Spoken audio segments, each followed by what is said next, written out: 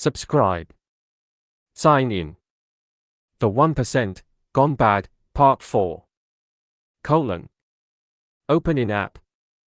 Listen via. The 1% Gone Bad, Part 4. Longevity lock-in. MXTM aka Pirate 1 a VJ Sunu MIX. April 11, 2026. Part 4, The Cyborg Superclass. 16. Longevity lock-in. Death was the great equalizer. Not in the sentimental sense, not in the sense that death made all lives equal in their value or their dignity or their claim on the world's resources. Death did not do that. The powerful died better than the powerless, in more comfort, with more preparation, with more of the world arranged around the event of their departure. But death made all lives equal in their finitude. The king died. The pharaoh died. The emperor died. The billionaire died. However long the powerful managed to delay it, through medicine, through safety, through the careful management of all the circumstances that kill the poor early, the powerful died. And dying, they vacated. They vacated the offices they held, the decisions they controlled, the relationships they had cultivated, the accumulated advantage they had spent a lifetime constructing. Their heirs inherited the wealth. The heirs did not inherit the specific person. The specific person, the particular combination of judgment, relationship, and accumulated cognitive capital that had made the predecessor powerful, that ended. Death was the reset mechanism. Not a complete reset. Inheritance is real, dynastic advantage is real, the structural privileges transmitted across generations are real. But a partial reset. A disruption. A moment at which the specific power holder was replaced by a different person with different relationships, different judgments, different weaknesses, and the system had to reorganize around the new configuration. Every prior ruling class understood this. Every prior ruling class worked to minimize the disruption, through careful succession planning, through the institutionalization of power structures that could survive the death of individual power holders, through the cultivation of heirs. But the disruption always came. And in the disruption, however managed, the possibility of change existed. The compound has found the answer to the oldest constraint on power. Don't die. Longevity research is the most honest window into the compound's actual priorities, more honest than its stated missions, more honest than its public philosophy, more honest than any document it produces about its vision for humanity's future. What an institution funds is what an institution values. The gap between stated values and funding priorities is the gap between the institution's public face and its operative agenda. Map the capital flowing into longevity research from the compound's founding class, from the technology billionaires, the sovereign wealth funds, the private investment structures associated with the technocratic charter strongholds, and you find a concentration of investment that dwarfs, by orders of magnitude, the investment flowing into the causes these same funders claim as their primary commitments: climate, poverty, global health, education. The stated priorities receive philanthropy. Longevity research receives capital. Philanthropy is what you fund because you believe it matters to the world. Capital is what you fund because you believe it will return something to you. The compound funds longevity research as capital because longevity, if achieved, returns the one thing that capital cannot otherwise purchase. More time. More time to compound the advantage. More time to complete the innovation. More time to finish the wall. More time to close the exit. More time to build the system that will not require the builder's continued presence to continue. And then, having built it, more time to inhabit it. Longevity research is not one thing. It is a cluster of approaches, each targeting a different mechanism of biological aging, that have in common only their direction, the extension of healthy human function beyond the lifespan that the unmanaged body produces. Senolytic therapies, the clearing of senescent cells, the degraded cellular machinery that accumulates with age and generates the inflammatory environment that is the substrate of most age-related disease. These therapies exist, in various forms, now. They are being developed with compound capital. Their availability, in the most effective iterations, is compound-controlled. Epigenetic reprogramming, the resetting of the gene expression patterns that drift from their youthful state as the body ages, producing the cellular dysfunction that underlies physical and cognitive decline. The research is advancing rapidly. The therapeutic applications are closer than public reporting suggests. The gap between what the compound's research infrastructure knows and what is publicly available is the gap that compound capital has specifically funded, the gap between the science and its application, where the application is the proprietary product. Telomere maintenance, the preservation of the chromosomal structures whose shortening with each cell division constitutes one of the biological clocks of aging. The mechanism is understood. The intervention is being developed. The development is funded by capital that intends to control the resulting therapy.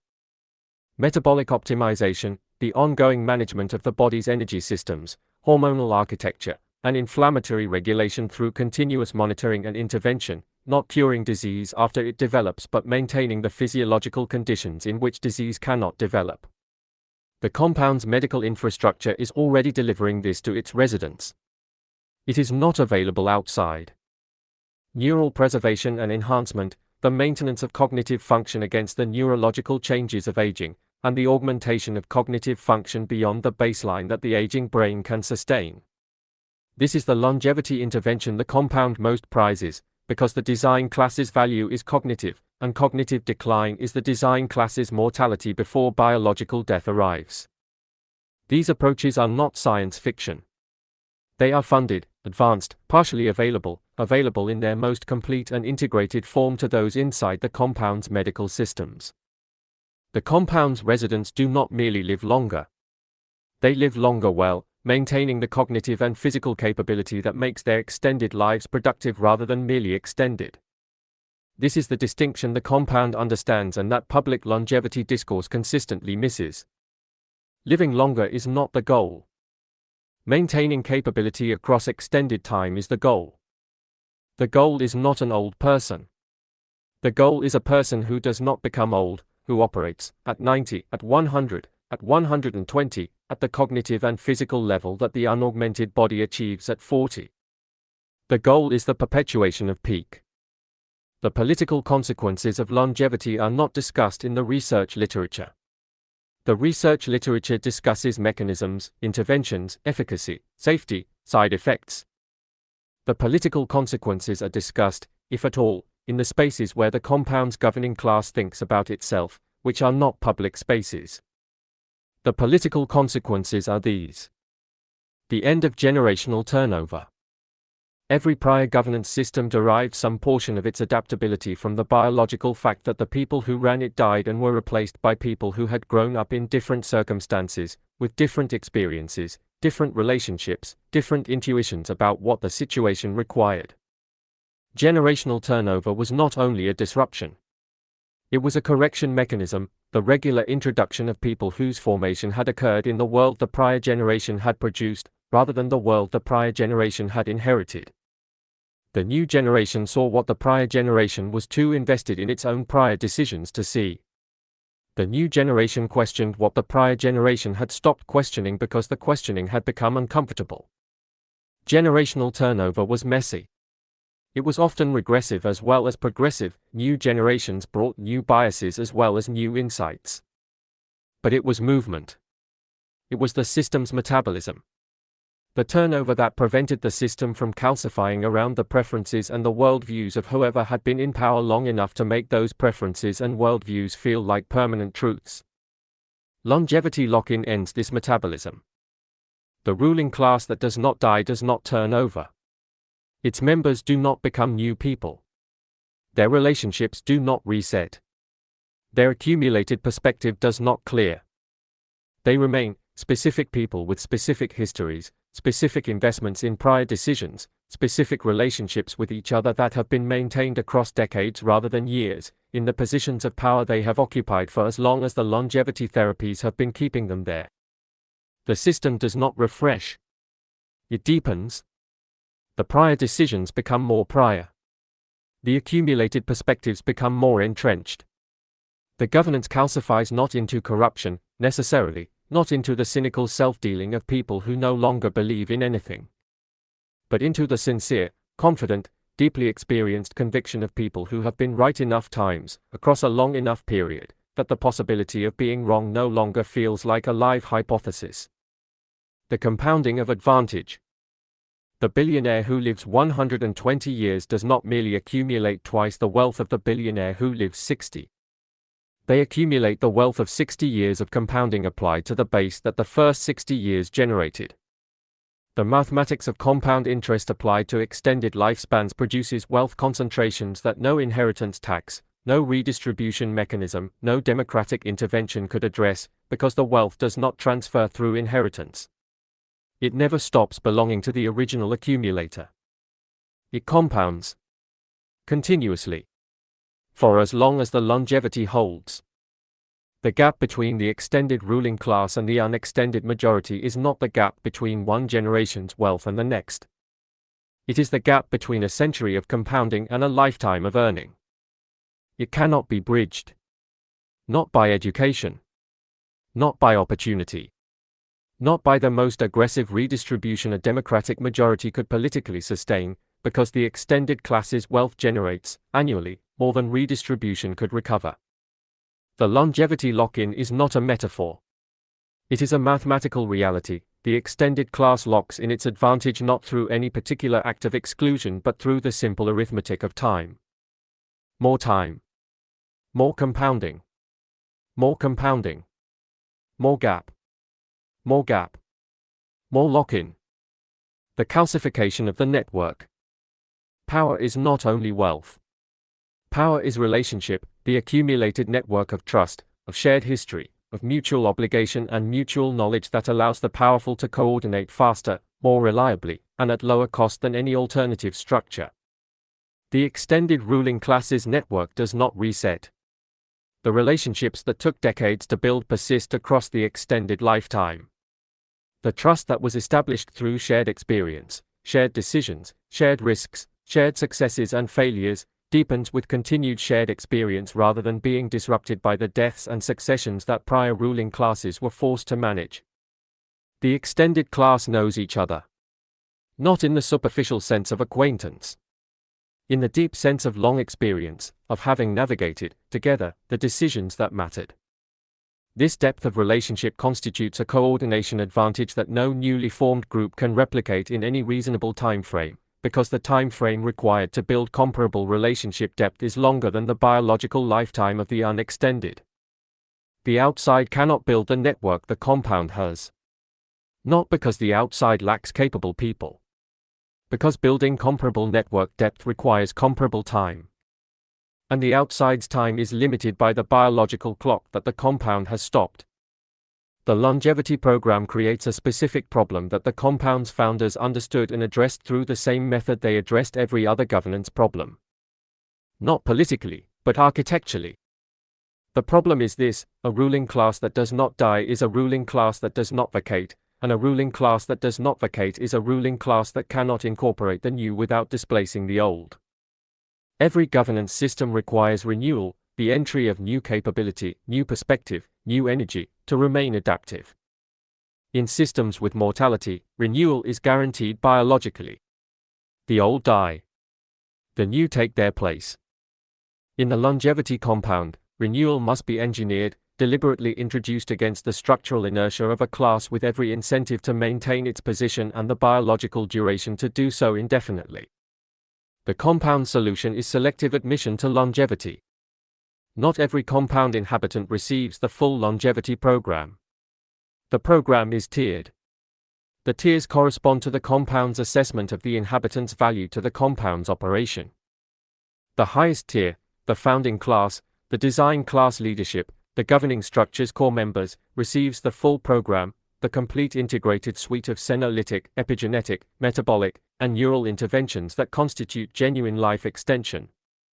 Lower tiers receive partial programs, maintenance therapies that extend health span modestly, that keep the operational workforce functional longer, but that do not produce the qualitative extension of the highest tier. The lowest tiers, the service class, the managed populations, receive the compound standard healthcare, excellent by outside standards, categorically different from the extension therapies. This tiering is not merely an economic calculation, the allocation of expensive therapies to the most productive. It is a governance mechanism.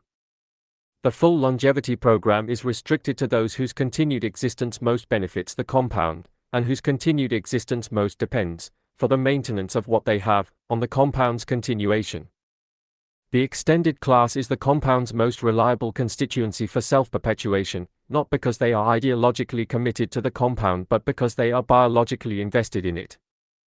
Their extended lives are the compound's extension. Their continued existence depends on the compound's continued existence. Their loyalty is not sentiment. It is the loyalty of the person whose continued life depends on the continuation of the system keeping them alive. This is the longevity lock-in in its most precise form, not merely the lock-in of the compound's position through the persistence of its ruling class, but the lock-in of the ruling class's loyalty through the biological dependency of their extended lives on the compound's infrastructure. You cannot betray the system that is keeping you alive. Not without consequences that the biology makes immediately legible. The chain is biological. The chain is invisible. The chain is the health you have come to depend on. There is a historical pattern, visible in every ruling class that achieved sufficient insulation from the consequences of its own decisions, of a specific cognitive pathology that develops when power is held without accountability across extended time. Call it the calcification of certainty. The powerful person who has been right many times, who has made decisions under uncertainty and had those decisions vindicated by outcomes, develops, over time, an increasing confidence in the quality of their judgment that is not proportional to the actual reliability of that judgment. The cognitive bias is well documented. Every human being is subject to it. What mortality constrains is its duration, the period across which the bias can compound before the biological reset interrupts it. The powerful person who dies at 70 has accumulated, at most, 40 or 50 years of reinforced certainty. The powerful person who lives to 140 has accumulated a century. The certainty that a century of reinforcement produces is not the healthy confidence of experience.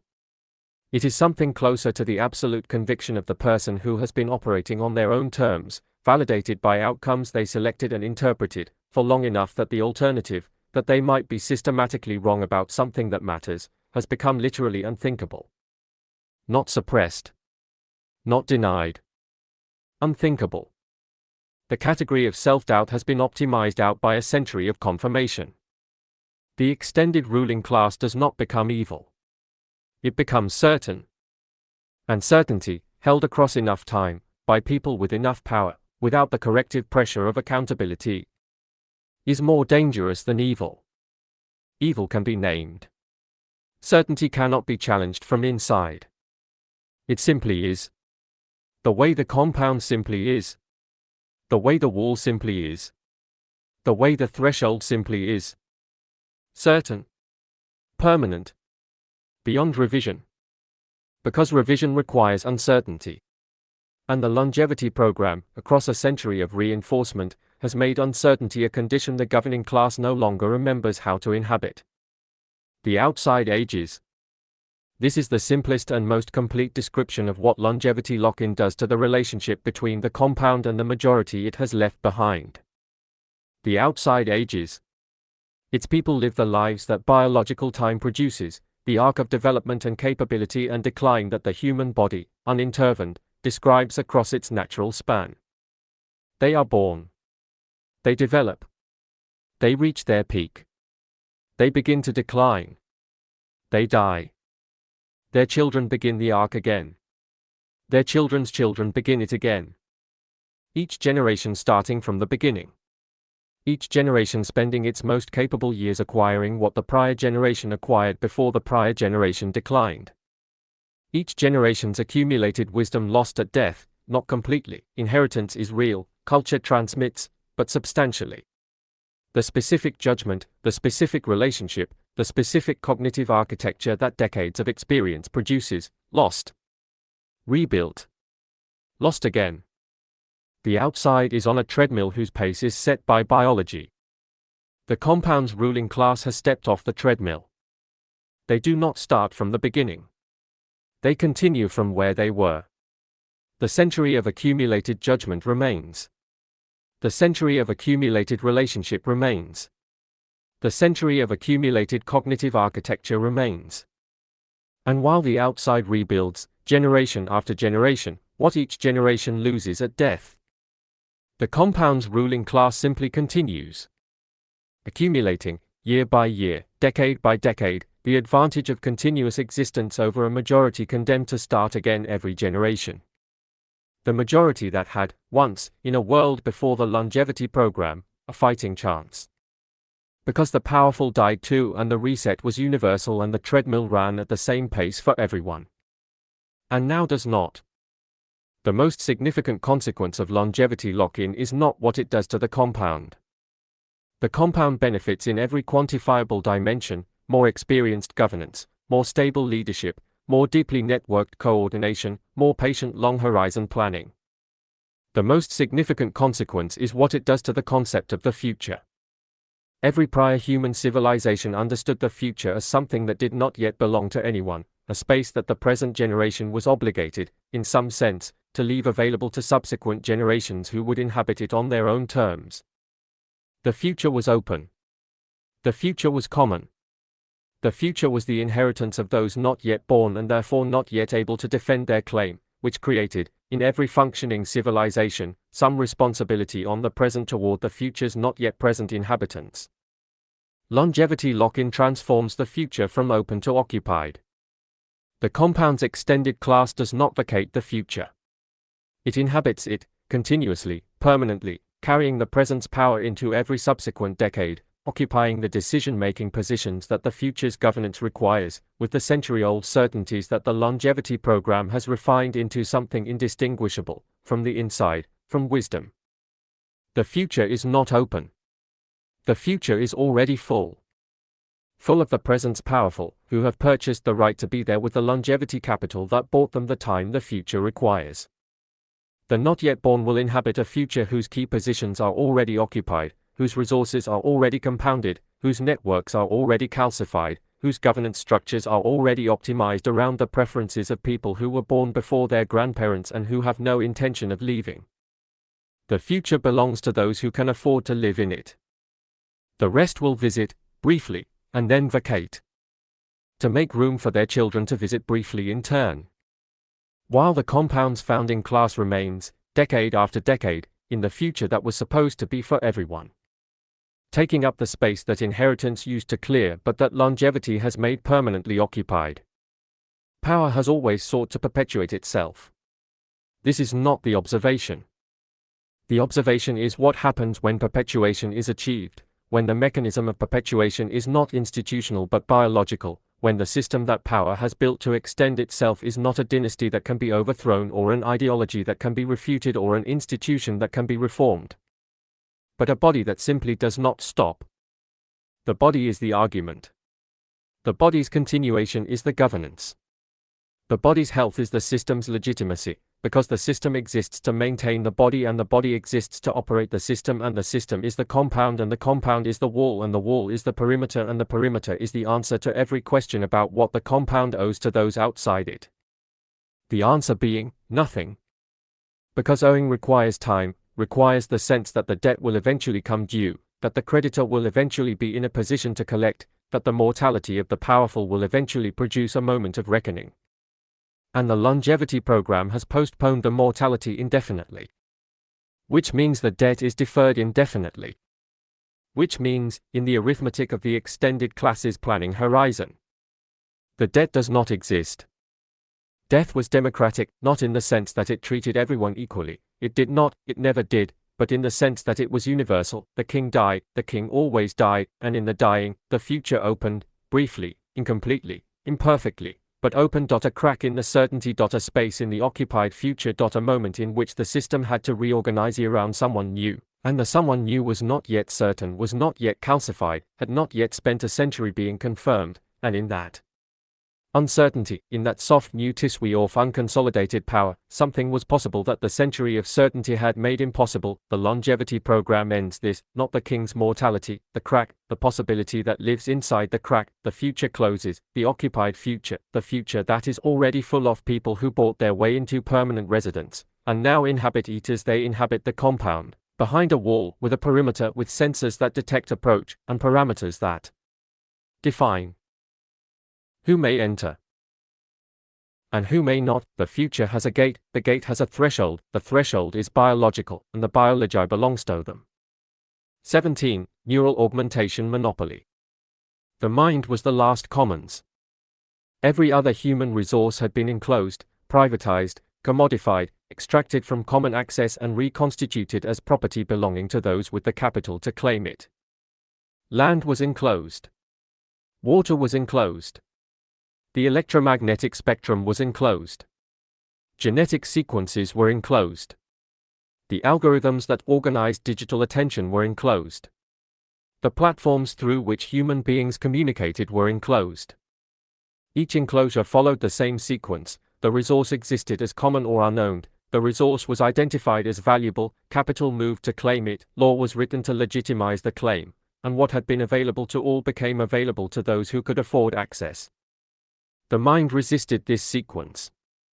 Not through political protection, no democratic movement organized specifically to defend cognitive commons. Through biology.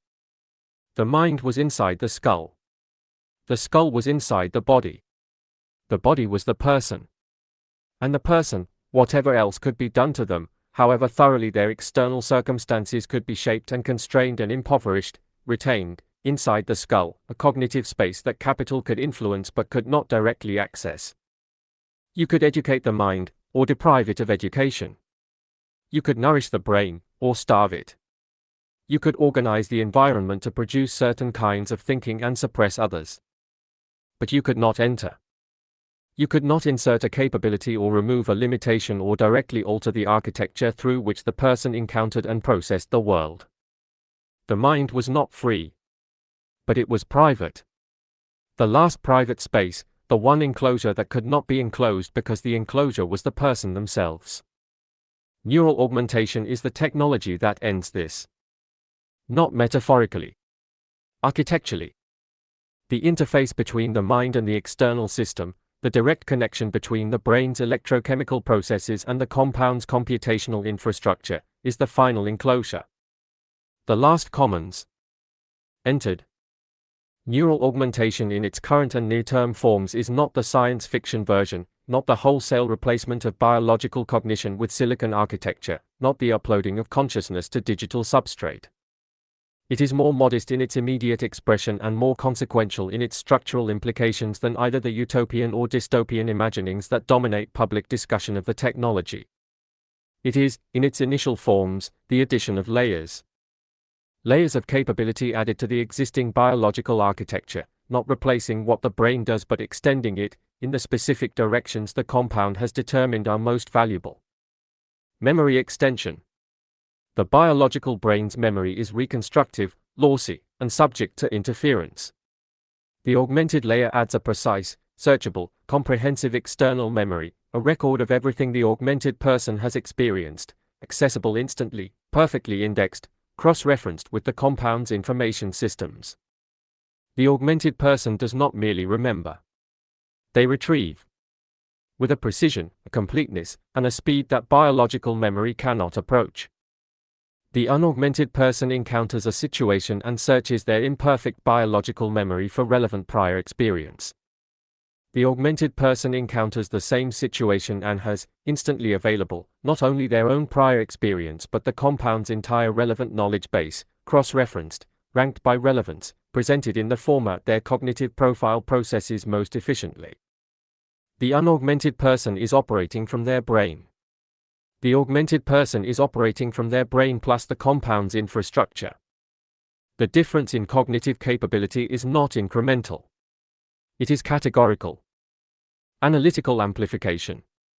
The biological brain's analytical capability, its capacity to hold multiple variables in simultaneous consideration, to model the interactions between them, to project the consequences of their various combinations, is limited by working memory, by attention bandwidth, by the energy cost of sustained analytical effort. The augmented layer removes these limits. The analytical effort that would exhaust the biological brain after hours of sustained concentration is distributed across the augmented architecture, the biological component handling the aspects that biological cognition does best, the computational component handling the aspects that exhaust biological cognition fastest. The augmented analyst does not tire in the way the unaugmented analyst tires. The analytical bandwidth available to them does not decline over the course of a working session in the way biological cognitive resources deplete. They think longer. They think more completely. They think at a quality that sustained biological attention cannot maintain. Communication augmentation. Language, the biological brain's primary interface with other biological brains, is slow, lossy, and subject to the ambiguities of shared and unshared reference.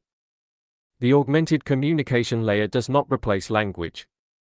It supplements it with a higher bandwidth channel, the direct transmission of structured information between augmented minds that does not require the conversion of thought into language and language back into thought. Augmented colleagues do not merely talk to each other. They communicate, at a bandwidth, a precision, and a speed that language cannot achieve. The compounds design class, augmented and networked, constitutes a cognitive system that no collection of unaugmented individuals can match, not because any individual augmented mind is incomparably superior to any individual unaugmented mind, but because the augmented network's coordination capability exceeds anything that language-mediated collaboration can produce. They do not think together. They think as together, a genuinely collective cognitive process that the augmentation makes possible and that has no adequate prior analog. The neural augmentation monopoly does not emerge from a single decision. It emerges from the structure of the technology, from the specific characteristics of neural augmentation as an infrastructure that make monopoly the natural endpoint of the technology's development. Network effects. The augmented mind's value is proportional to the size and quality of the network it connects to. The first augmented person's enhancement is modest. They have access to a powerful computational layer but no other augmented minds to network with. As the network grows, each addition increases the value of every existing connection. The augmented network that has 10,000 members is not 10,000 times more valuable than the single augmented person, it is many more times more valuable than that, because the value of the network is not additive but multiplicative. This means the largest augmentation network has a compounding advantage over any smaller network, an advantage that grows with each new member, that makes the largest network increasingly attractive relative to smaller alternatives, that generates the gravitational pull toward a single dominant network that network effects always produce. The compound builds the largest augmentation network. The largest network attracts the most capable augmented minds. The most capable minds generate the most valuable network activity. The most valuable network activity makes the compound's network more attractive than any alternative. The monopoly is not imposed. It is the mathematical consequence of network effects applied to cognitive augmentation. Infrastructure dependency. The augmented mind's capability depends on continuous connection to the compound's infrastructure. This is not a design flaw. It is the design. The augmentation is not a device you carry. It is an interface between your biology and a computational architecture that belongs to the compound. The cognitive capabilities the augmentation provides, the memory retrieval, the analytical amplification, the high bandwidth communication, are not stored in the augmented mind. They are performed, continuously, by the compound's computational systems in response to the augmented mind's requests. Disconnect from the compound's infrastructure, and the augmentation does not degrade. It stops. The augmented person, disconnected from the compound's systems, is left with their biological cognition, minus the atrophied capabilities that the augmentation has been performing for them, minus the cognitive habits built around augmented capability that biological cognition cannot support, minus the institutional and professional context that was built around the assumption of continuous augmentation. The disconnected augmented person is not merely the unaugmented person they were before. They are the unaugmented person they were before minus the capabilities they lost to augmentation-induced atrophy plus the disorientation of operating in a world built for augmented cognition without the augmentation. Dependency is not incidental to the technology. Dependency is the technology's primary political feature. The augmented mind is the compound's most loyal inhabitant not because it is ideologically committed to the compound but because its cognitive capability, the capability on which its professional identity, its social standing, its self-understanding are built, depends on the compound's infrastructure the way the biological brain depends on the skull. Remove it and the person is diminished. Diminished in ways they feel immediately, continuously, in every cognitive task the augmentation had been performing. The loyalty is neurological. The monopoly consolidates through a sequence that the compound did not have to plan in its specific steps, because the sequence is the natural consequence of deploying a network effect technology with infrastructure dependency in an environment where the compound has capital, talent, and temporal advantage over every potential competitor. Phase 1, Premium Access. The augmentation is introduced as a premium offering, available to those who can afford it, positioned as a productivity tool for high-value cognitive workers. This phase builds the initial network, establishes the compound's infrastructure as the platform, and begins the process of professional integration, the embedding of augmentation into the workflows of the people who adopt it, making the augmentation gradually indispensable to the professional contexts in which it operates. Phase 2, Competitive Necessity. As the augmented network grows, the unaugmented high-value cognitive worker finds themselves at a systematic disadvantage relative to their augmented peers. Not because any single augmented person is incomparably superior, the individual advantage is real but not overwhelming in the early phases. Because the augmented workers, networked together, produce collective outputs that unaugmented individuals cannot match in speed, cannot match in completeness, cannot match in the quality of synthesis that augmented networks achieve. The professional context shifts. The augmented network's output becomes the benchmark. The benchmark that the unaugmented individual is evaluated against. The unaugmented individual is not evaluated against what an unaugmented individual can reasonably achieve. They are evaluated against what augmented networks produce, because augmented networks are what the compound's high-value cognitive work now requires. The choice to remain unaugmented becomes, progressively, the choice to be professionally uncompetitive. Phase 3, Social Integration. The augmented communication layer, the high-bandwidth channel between augmented minds, creates a social environment within the augmented network that the unaugmented cannot fully access. Not because the unaugmented are excluded, the augmented still communicate in language, still interact socially in conventional ways. But because the augmented network has, alongside the conventional, a richer channel, a layer of communication and shared reference that the unaugmented cannot perceive and therefore cannot participate in. The augmented colleagues share something the unaugmented colleague is not part of.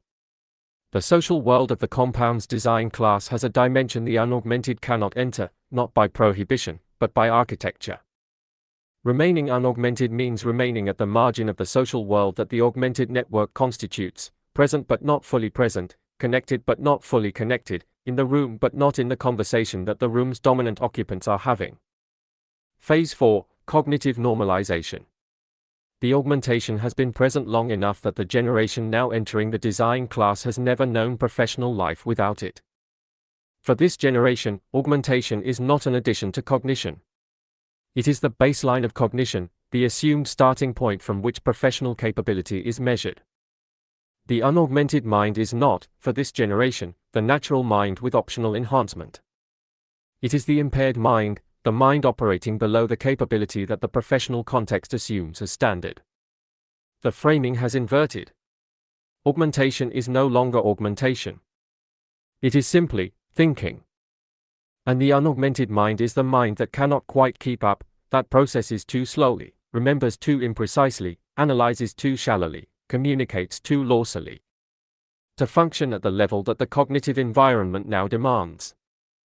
The monopoly is complete not when the compound controls access to the technology, though it does, but when the compound controls the definition of what counts as cognition.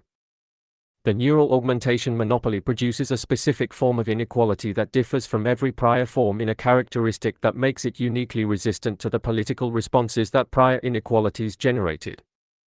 Prior inequalities were external. The poor person was outside the wealthy person's house. The excluded person was outside the institution's gate. The unaugmented person was outside the augmented person's network. The inequality was visible as inequality, as the gap between what some had and what others lacked, expressed in the external world in ways that could be pointed to, organized around, contested. Neural augmentation inequality is internal. The augmented person does not merely have more. The augmented person is cognitively different from the unaugmented person in ways that are not external but constitutive. The difference is not in what they own. It is in what they can do. In how they think. In the quality and speed and completeness of the cognitive processes through which they encounter the world. The unaugmented person, encountering the augmented person in a professional context, does not merely feel disadvantaged. They feel, if they are honest, and the experience of those near the augmentation threshold confirms this. Slow. They feel the specific quality of cognitive inadequacy that comes from operating in an environment calibrated to augmented capability. The thinking that comes naturally. The retrieval that is instant. The synthesis that happens without effort. The communication that conveys in seconds what language takes minutes to approximate. None of it is available to the unaugmented mind. And the unavailability is felt not as external exclusion but as internal limitation. This is the inequality that is hardest to organize against.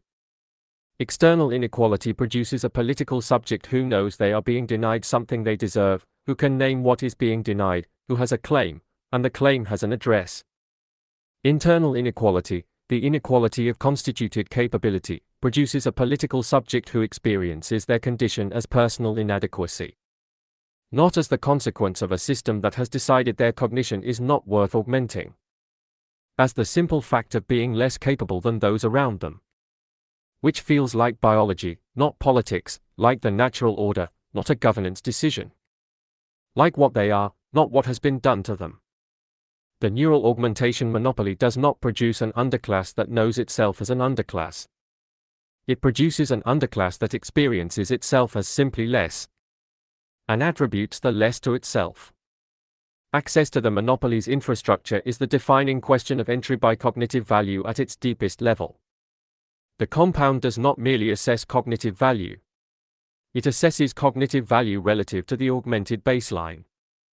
The entry threshold is set in augmented terms, in the terms of what augmented minds produce, and evaluated against candidates who may or may not be augmented at the time of assessment. The unaugmented candidate is assessed against a standard that the standard-setting class meets with augmentation. If the unaugmented candidate is sufficiently talented to meet that standard without augmentation, they are admitted. They are then augmented. Their capability increases substantially. They now exceed the threshold they barely met without augmentation. If the unaugmented candidate cannot meet the augmented standard without augmentation, they are not admitted. They are therefore not augmented. Their capability does not increase substantially. They remain below the threshold. The threshold, calibrated to the augmented, does not lower to meet them. The entry system assesses unaugmented candidates against augmented standards and admits those who survive the assessment into an environment that then augments them. While those who could not survive the assessment without augmentation are excluded from the augmentation that would have allowed them to survive it. The threshold produces the inequality it claims to be measuring. The compound selects for natural capability that exceeds the augmented standard, which is to say, it selects for capability so exceptional that augmentation represents a further amplification of excellence rather than a compensation for limitation. It selects the exceptional and makes them more exceptional. It does not augment the capable and make them exceptional. The augmentation is not an elevator. It is a multiplier. Multiplied by 0 is still 0. Multiplied by exceptional is something beyond the scale the unaugmented world uses to measure. The monopoly on neural augmentation is the monopoly that completes all other monopolies, the one from which all subsequent advantages flow with a comprehensiveness and a self-reinforcing momentum that no prior monopoly achieved. The monopoly on land produced the feudal lord. The monopoly on capital produced the industrial baron.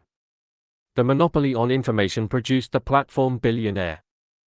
The monopoly on cognition produces something for which we have not yet developed adequate language. Because the prior monopolies controlled external resources that the unmonopolized mind could contest, could organize against, could build alternatives to, could, at sufficient scale and sufficient organization, overcome. The feudal lord's land could be seized. The industrial baron's factory could be occupied. The platform billionaires network could be regulated or abandoned for alternatives. The augmented mind's cognitive advantage cannot be seized, cannot be occupied, cannot be regulated without regulating the capability itself, which requires the political will to make the population less capable, which no democratic majority will vote for once augmentation is sufficiently widespread among the voting class.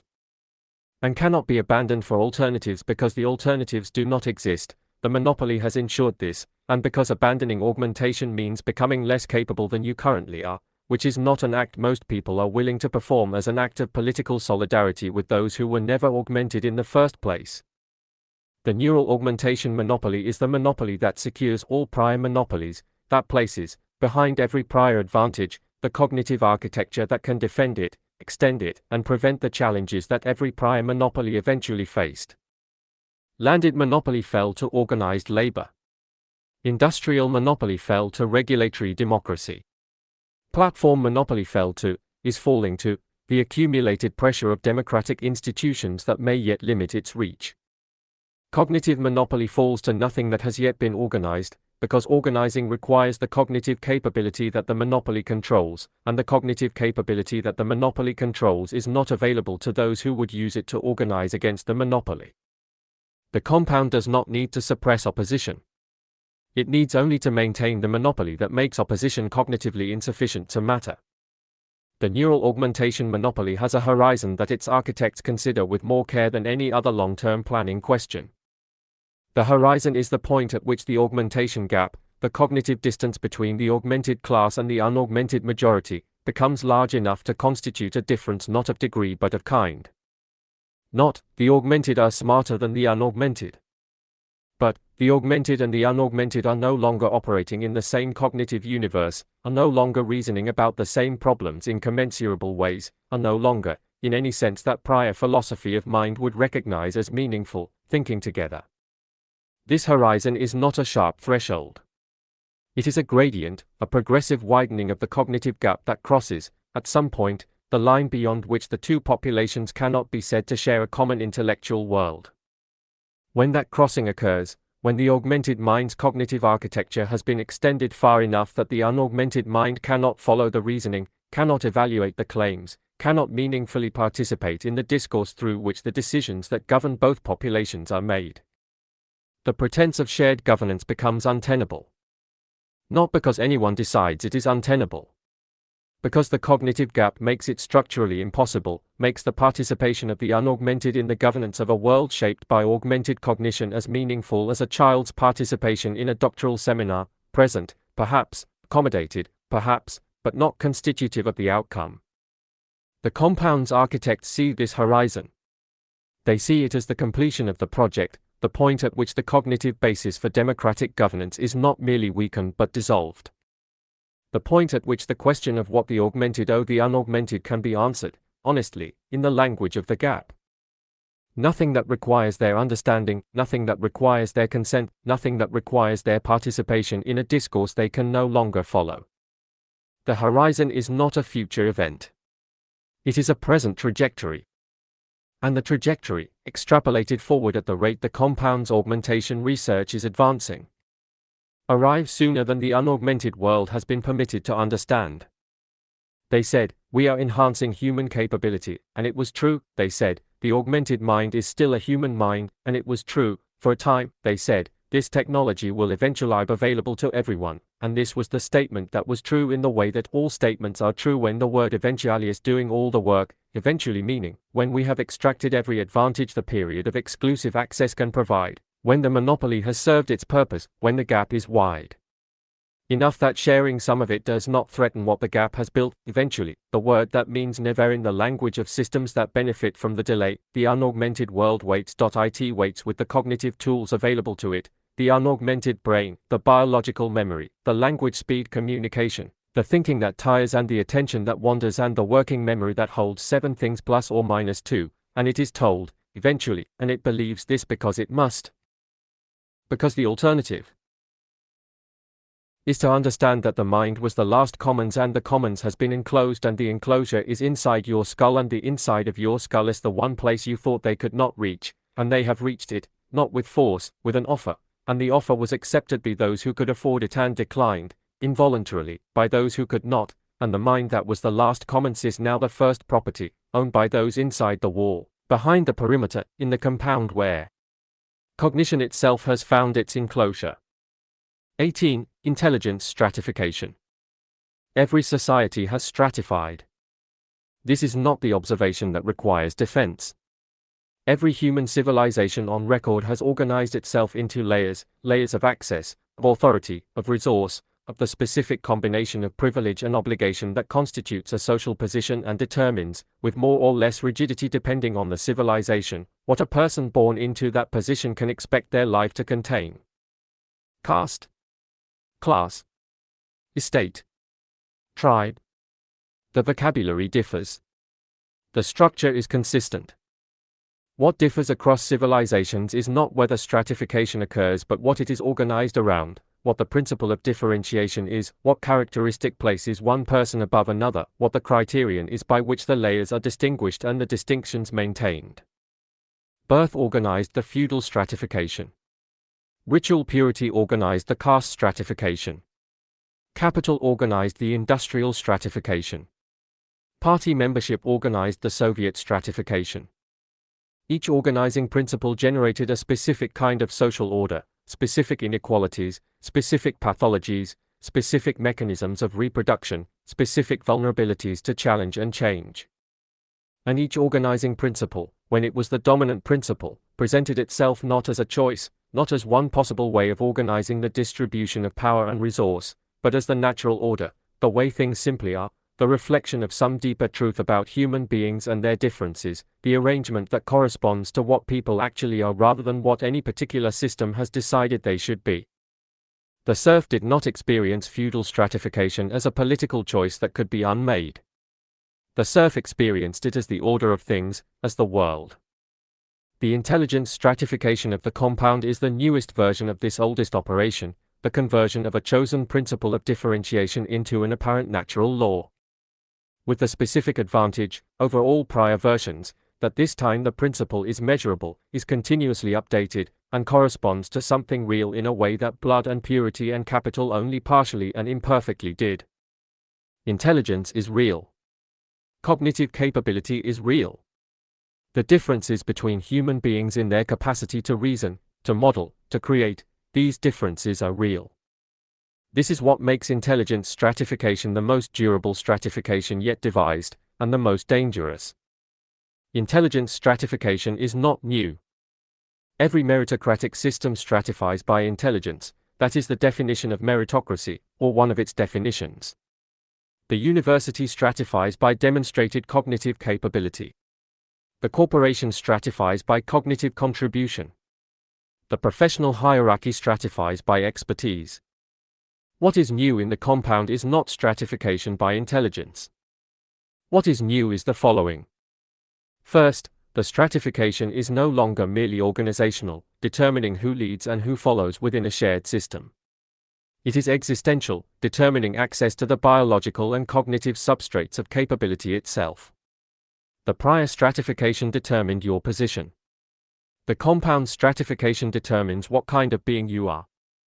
Second, the stratification is self-reinforcing in a biological sense that prior stratifications were not. Prior stratifications could be contested because the stratification did not alter the capacity for contestation. The serf who organized a revolt did not need the feudal lord's blood to think strategically. The worker who organized a union did not need the industrialist's capital to plan effectively. The intelligence stratification of the compound alters the capacity for contestation by altering the cognitive capability of those who might contest, widening the gap, continuously, between those who direct the system and those who experience it. Third, the stratification is presented in a vocabulary, the vocabulary of cognitive capability, of measurable intelligence, of objective assessment, that is specifically resistant to the challenge that prior stratifications eventually faced, the challenge of demonstrating that the organizing principle is arbitrary, that the hierarchy it produces reflects power rather than nature, that the difference between lord and serf or owner and worker is constructed rather than given. The intelligence hierarchy is harder to expose as constructed because the differences it organizes around are real, because cognitive capability genuinely differs between people, because these differences genuinely matter for what people can do and what they can contribute. The question the stratification forecloses, the question that must be asked before intelligence stratification can be contested, is not: are people cognitively different? They are. The question is: who decided that this particular dimension of cognitive difference is the one that determines social position? Who chose the metric? Who benefits from the choice? And what is lost? What human capabilities, what forms of value, what dimensions of intelligence that the metric does not measure, in the organization of a civilization around this particular selection? This question cannot be asked from inside the scoring system.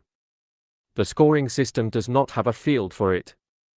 The intelligence stratification of the compound operates across 4 distinct levels, not as a formal designation, not as an announced hierarchy, but as the emergent social architecture of a system that distributes access to augmentation, to information, to governance participation, and to the biological extension of life according to its assessment of cognitive value.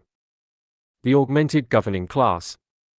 At the apex, the small population whose cognitive augmentation is most complete, most integrated, and most deeply networked, the founding generation of the compound's ruling structure, extended by longevity therapies to decades of continued operation, augmented by neural interfaces to cognitive capabilities that the unaugmented mind cannot approach, networked through high-bandwidth cognitive channels to a collective intelligence that exceeds any individual's.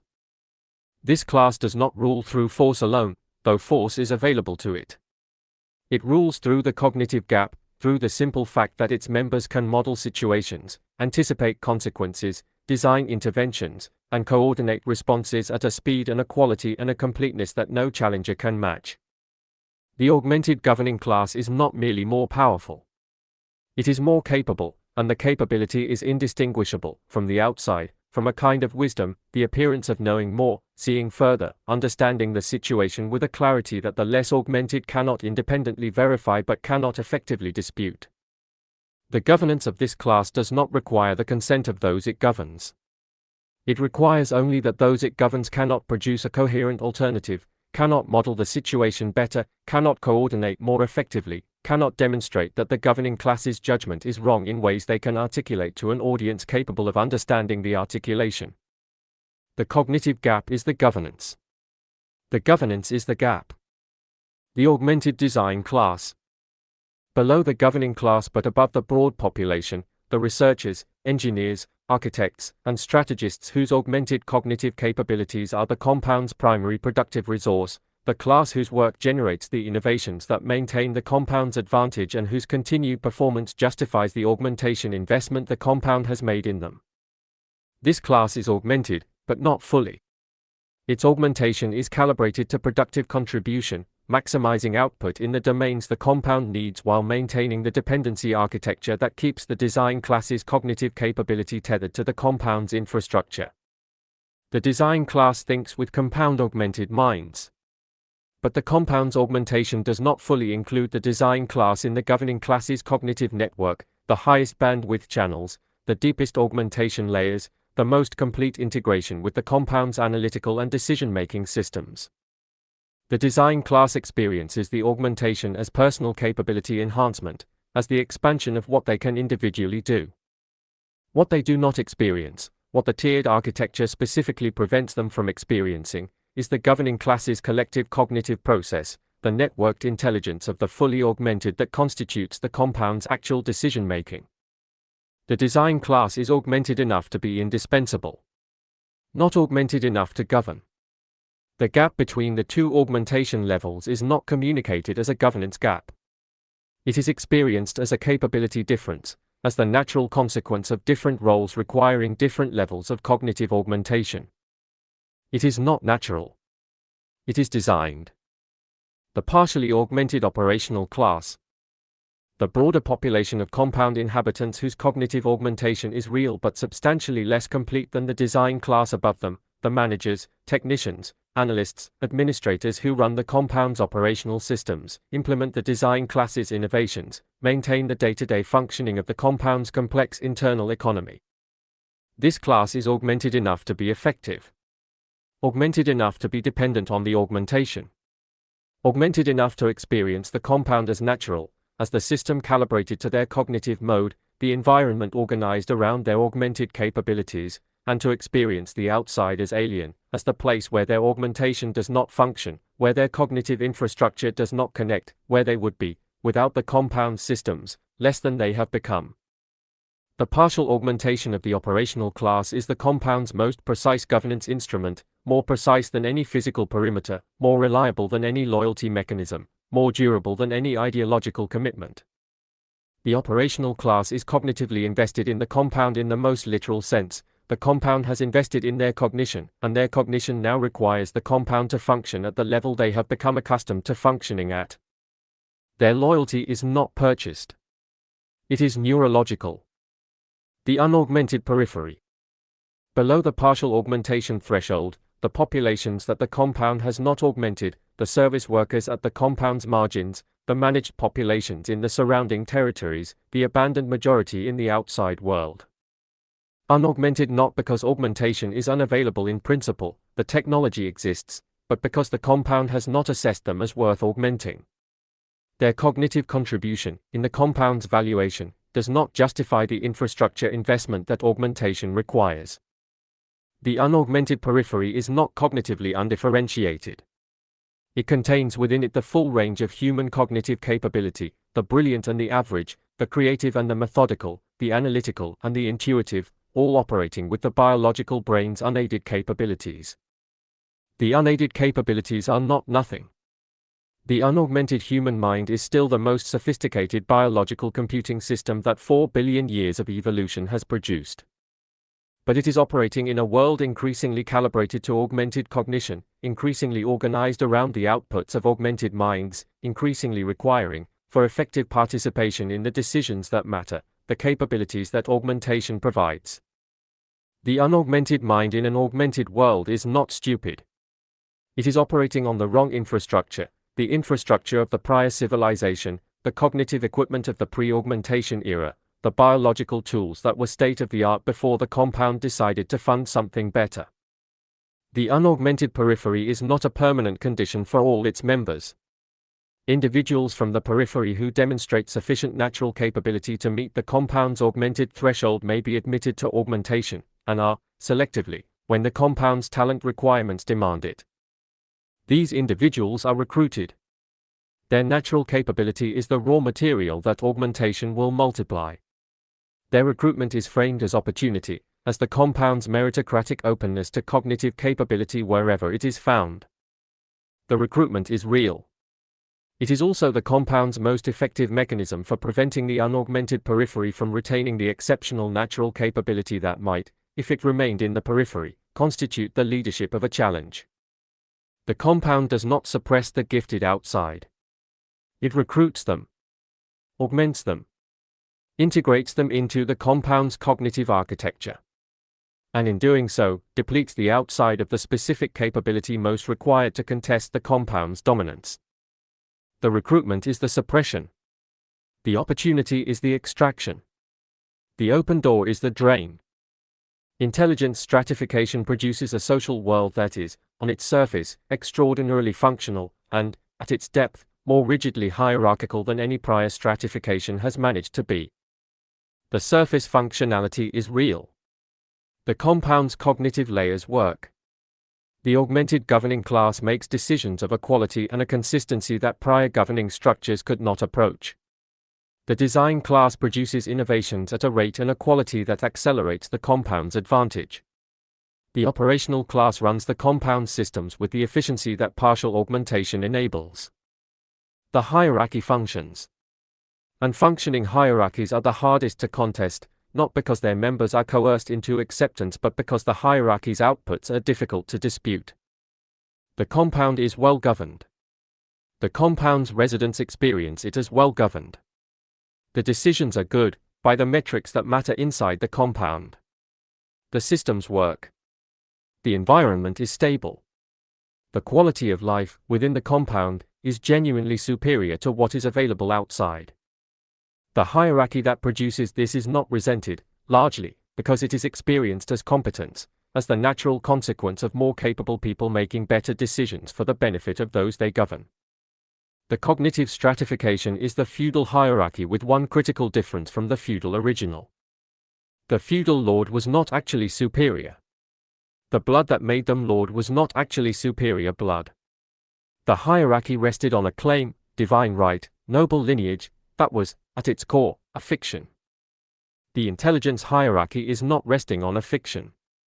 The augmented governing class is more capable, by the metrics the compound has chosen to measure, in the cognitive dimensions the compound has chosen to augment, for the problems the compound has chosen to prioritize.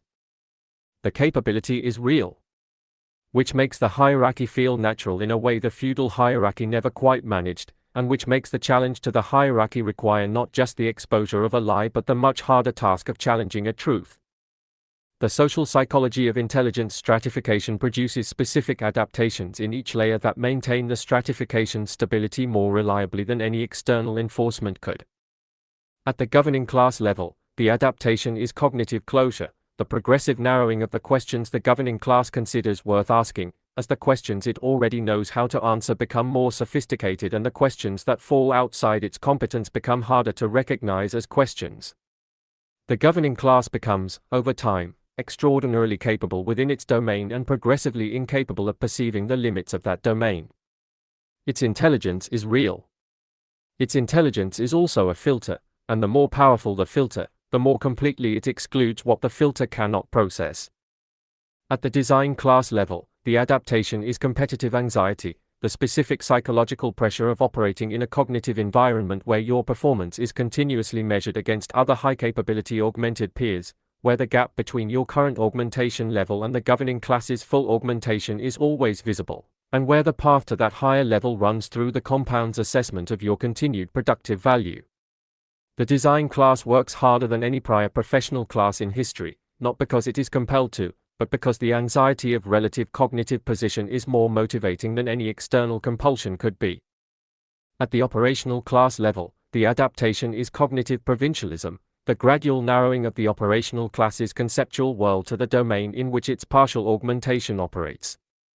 The operational class becomes very good at what it does within the compound's systems. It becomes progressively less capable of imagining alternatives to those systems, not because it is forbidden to imagine them, but because imagination, like any cognitive capability, requires exercise, and the operational class's augmentation is calibrated to optimize within existing systems rather than to generate alternatives. The compound's operational class is not docile. It is shaped, cognitively shaped, through the specific capabilities its augmentation develops and those it leaves undeveloped, toward the cognitive profile most useful to the compound and least threatening to it. At the unaugmented periphery level, the adaptation is cognitive inferiority complex, the experience of operating in a world calibrated to augmented cognition while using unaugmented tools, producing the pervasive sense of inadequacy that the stratification was designed to produce without producing the political subject that recognizes inadequacy as injustice. The periphery does not, for the most part, organize around intelligence stratification. It experiences intelligence stratification as natural, as the cognitive order of things, and experiences its own position within that order as a personal condition rather than a political one. This last adaptation is the stratification's most complete achievement, the production of a subordinate class that accepts its subordination as the honest accounting of its worth. Intelligence stratification has a specific relationship to democracy that the compound's architects understand very well and that democratic theorists have been slow to articulate. Democratic theory assumes cognitive commensurability, the assumption that the citizens who deliberate and vote and hold power accountable are, while differing in information and in interest, not so different in basic cognitive capability that the less capable citizens are structurally unable to evaluate the claims and the decisions of the more capable. The voter may not be an economist, but the voter can understand economic consequences, can feel them, can evaluate them against prior experience, can make the judgment that the policy is or is not working based on the life they are living. The voter may not be a scientist, but the voter can evaluate the scientist's claims against the evidence the voter can observe, can assess the scientist's track record, can make reasonable judgments about whether to extend trust. Democratic accountability functions because the accountability relationship does not require cognitive equality, only cognitive commensurability. The governed can evaluate the governors because the governed are not so far below the governors in the relevant cognitive capabilities that evaluation is structurally impossible. Intelligence stratification destroys this commensurability. When the governing class's cognitive capabilities are augmented far enough beyond the governed classes, when the decisions the governing class makes are based on analyses that the unaugmented mind cannot reproduce or verify, when the models the governing class deploys are operating at a complexity that exceeds the unaugmented mind's ability to follow, the accountability relationship collapses. Not because the governed stop caring about accountability. Because accountability requires the capacity to evaluate, and the capacity to evaluate requires commensurable cognitive tools. The unaugmented voter evaluating the augmented governor's decision is not the less informed voter evaluating the better informed governor. It is the person without a microscope evaluating the person with one on whether the microorganism they are examining is the strain they claim. The tools are not merely different in quality. They are different in kind. An evaluation across that kind difference is not democracy. It is deference. Intelligent, well-intentioned deference, the best possible deference, but deference nonetheless. And deference is not accountability. And governance without accountability is not democracy. It is administration by the more capable of those who have accepted the administration because they cannot effectively evaluate whether a better alternative exists. The intelligence stratification contains within it a specific instability that the compound's architects model and that constitutes their most serious planning concern. The instability is this. The augmented governing class, in its cognitive isolation, its progressive certainty, its decade-long accumulation of confirming evidence for the wisdom of its prior decisions, will make, eventually, a decision that is wrong. Not marginally wrong. Structurally wrong. Wrong in the way that decisions made by cognitively isolated systems are eventually wrong, in a way that the isolation prevented them from seeing coming, in a way that the yes structure of the cognitively stratified environment failed to flag as a risk, in a way that the unaugmented periphery, with its diverse cognitive modes, its freedom from the governing class's specific augmented perspective, its access to the kinds of distributed, embodied, experimental knowledge that augmentation does not capture. The unaugmented periphery could have seen and tried to communicate and was not augmented enough to communicate informs the governing class's systems recognized as signal. The wrong decision comes. It always comes. For every stratified system that achieved sufficient cognitive isolation at the top, that surrounded its governing class with sufficient layers of filtered feedback, the wrong decision eventually came. The question is not whether it comes. The question is whether, when it comes, there is any mechanism, inside the compound, between the compound's layers, or outside the compound entirely, through which the error can be recognized, communicated, and corrected before the consequences become irreversible. The intelligence stratification systematically dismantles every such mechanism. The governing class cannot be effectively challenged from inside, the cognitive gap prevents effective challenge. The design class's anxiety makes internal dissent costly, the score, the position, the augmentation tier at stake. The operational class's cognitive provincialism limits its perception of the error, it can see that outcomes are wrong but cannot model why at the governing class's level. And the unaugmented periphery, which can see the error in its consequences, which can feel the wrongness in its lived experience, has no channel through which its perception reaches the governing class informs the governing class is cognitively equipped to receive. The compound has built a system that is very good at implementing decisions. It is progressively less good at recognizing when the decisions are wrong. And the recognition of wrongness, the capacity of a system to receive feedback that its current trajectory is mistaken, is not a minor governance feature. It is the thing that distinguishes a system that survives its errors from a system that doesn't. Intelligence stratification does not end with a revolution. Prior stratifications ended with revolutions, or with the slow democratic pressure that made revolution unnecessary by incorporating its demands. Intelligence stratification ends differently, if it ends, because the cognitive gap makes revolution in the prior sense structurally impossible. You cannot storm the Bastille if you cannot model the Bastille's defenses. You cannot draft a constitution if you cannot engage the constitutional discourse of those you are constituting against. You cannot make the sustained, strategic, long-horizon collective action that institutional change requires, if the cognitive tools required for that action are held inside the walls you are trying to breach. If the intelligence stratification ends, if the compound's particular organization of cognitive hierarchy is ever successfully challenged, it will be by something the stratification did not anticipate and cannot, by its nature, anticipate. The cognitive mode it does not measure. The creativity that constraint produces. The lateral thinking of those who have no access to the augmented infrastructure and must therefore find other routes through the problem. The specific insight that comes from experiencing the system from the outside, from feeling its consequences without the augmentation that makes those consequences invisible from within. The intelligence that cannot be measured by the compound's assessment systems because the compound's assessment systems were designed by people who have never had to navigate the world without augmentation, and who therefore do not know what cognitive capabilities the unaugmented world develops in the absence of what the compound provides. The compound is very intelligent. The compound has optimized its intelligence continuously and at great expense. What it has not optimized, cannot optimize, is its awareness of what it doesn't know. And what it doesn't know is what the unaugmented majority has learned in the space of its exclusion. The intelligence of the outside, the creativity of the constrained, the specific cognitive capabilities that develop in the absence of augmentation. Capabilities the compound systems have no category for because the compound systems were built by augmented minds that have never needed to develop them. Every stratification told itself the same story. The story was, this is natural. The story was, the hierarchy reflects reality. The story was, those above are above because they are more noble, more pure, more productive, more capable, more chosen. The story changed with each stratification. The structure did not change. The structure was always, those with the power to define the measure that places them above.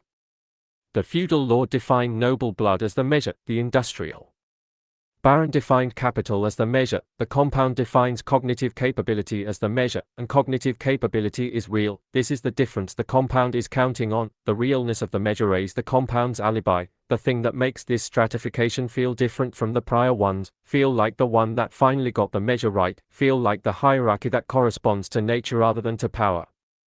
But the measure is chosen. It is always chosen, and the choosing is the power. And the power chose. A measure that measures what the powerful have and calls it what everyone should want, and builds a civilization around the wanting and the having and the distance between them, and calls the distance natural, and the natural order is the compound, and the compound is the wall, and the wall is the measure made permanent, the hierarchy in stone or steel or the electrochemical interface between the augmented mind and the infrastructure that decided, before you were born, whether your cognition would be enhanced or left manage in its own. 19. The immortal boardroom. Power has always had a room. Not metaphorically. Literally. A physical space in which the people who make the decisions that determine the conditions of other people's lives gather to make those decisions, to deliberate, to negotiate, to agree, to produce the outcomes that then descend, through layers of implementation, into the world that most people inhabit without being invited into the room. The throne room. The war council. The cabinet. The boardroom. The specific furniture changes. The specific protocols change. The number of people in the room changes. What does not change is the structure, a small group, meeting in a space inaccessible to most, making decisions whose consequences are felt by everyone. Every prior version of this room had a feature that constrained it, a feature so fundamental that the constraint was invisible, the way gravity is invisible. The people in the room were going to die. Not today. Not this meeting.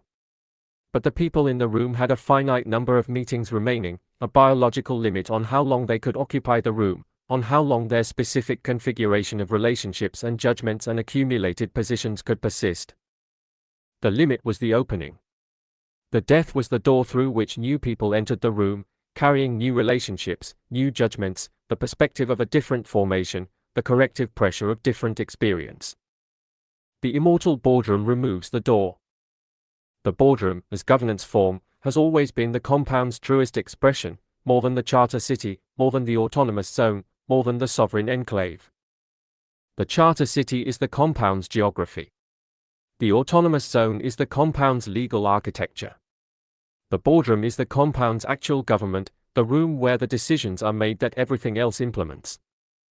And the boardroom has always operated by a logic that democracy surrounded but never fully penetrated.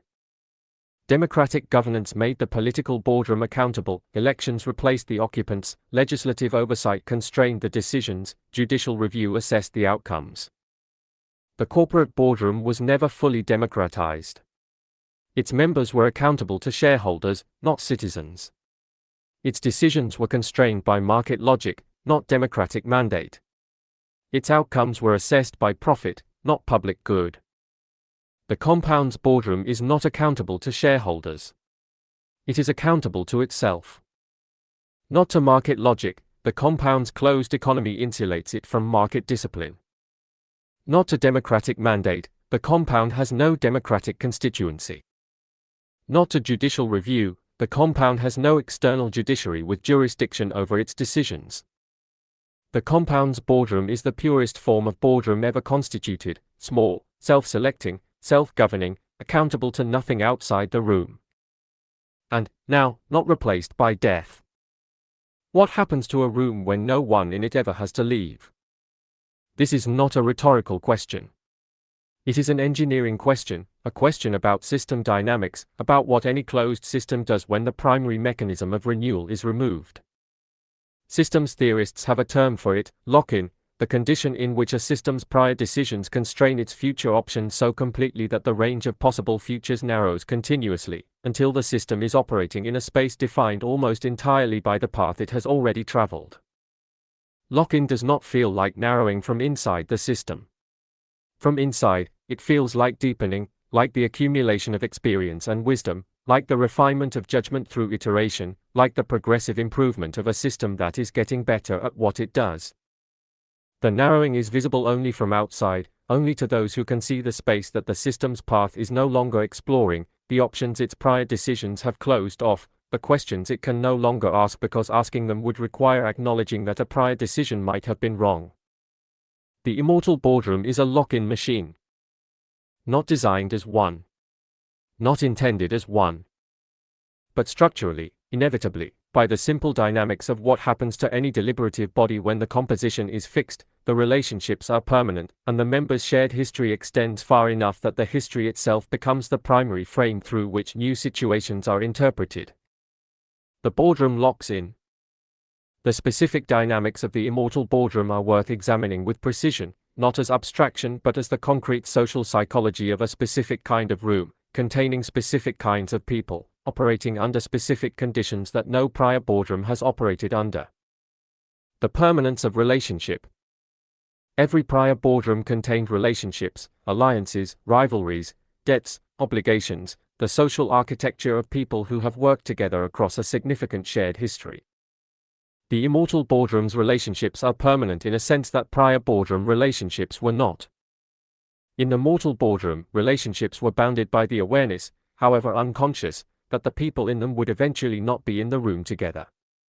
This awareness produced a specific quality of relationship management, the understanding that the alliance of today was the negotiation of tomorrow's succession, that the rival of this decade might be the partner of the next, that the relationship existed within a finite horizon that made certain kinds of intractable conflict ultimately resolvable by time. The immortal boardroom removes this horizon. The alliance of today is the alliance of the next century. The rivalry of today is the rivalry of the next century. The debt is permanent. The grudge is permanent. The specific social architecture of the room, who speaks first, who defers to whom, whose judgment carries weight on which topics, whose dissent is heard and whose is absorbed without consequence. This architecture, established in the founding period, does not evolve through the natural pressure of mortality. It calcifies. The social hierarchy of the founding moment becomes, over decades, the social hierarchy of the permanent moment, the arrangement that feels, to those within it, not like a contingent configuration but like the natural order of the room. The most consequential early decision in any immortal boardroom is therefore not a business decision or a governance decision or a strategic decision. It is the social decision, the establishment of the room's internal hierarchy, the determination of whose voice carries, whose dissent registers, whose vision of the compound's purpose becomes the frame within which all subsequent decisions are made. Because that determination, once made and extended by longevity across a century of operation, is not revised. The founding voice becomes the permanent voice. The founding vision becomes the permanent vision. The room does not revisit its premises. The premises are the room. The accumulation of shared certainty. Individual certainty accumulates with experience, the progressive narrowing of the space of doubt that comes from being right enough times that wrongness becomes difficult to imagine. Collective certainty, the certainty of a group, accumulates faster. The mechanism is social. Shared interpretation produces shared belief produces shared action produces shared outcome confirms shared interpretation. The loop runs continuously. In the mortal boardroom, the loop was broken periodically by the introduction of new members whose formation had occurred outside the loop, who brought, from their different experience, different interpretations, different beliefs, the friction of a perspective not yet absorbed into the room's consensus. The immortal boardroom does not introduce new members, not at the core level, not in the positions that carry interpretive weight. New people enter the room. Junior positions, advisory roles, the operational layer that serves the boardroom's directives. But the core, the people whose interpretation shapes the frame, is fixed. The loop runs without interruption. Shared certainty accumulates without friction. The room's consensus deepens from agreement into axiom, from the positions the members have concluded into the premises they no longer need to argue for because arguing for them has not been necessary for so long that the need to argue has become unimaginable. The room knows what it knows. It has known it for a long time. It has acted on it, and the actions have confirmed it. The knowing is, by now, less a belief than a structure, the architecture within which all deliberation occurs, visible no more than the room's walls are visible to those who have sat within them long enough to forget there are walls. The irreversibility of prior decisions. Every decision a boardroom makes constrains the decisions available to it afterward. This is the normal condition of governance. Decisions create dependencies, dependencies create constituencies, constituencies resist revision, and the boardroom that decides in year 1 finds its range of available decisions in year 10 substantially narrowed by what year 1 produced. In the mortal boardroom, this narrowing was periodically interrupted by the arrival of members who had not made the prior decisions, who had no personal investment in their defense, no pride at stake in their validation, who could evaluate the prior decision with the relative detachment of the uninvested. The uninvested evaluator could say, this was a mistake. Not, they made a mistake, which would be an attack on the prior members. But, the prior decision, evaluated against current conditions, no longer serves the purpose it was designed to serve.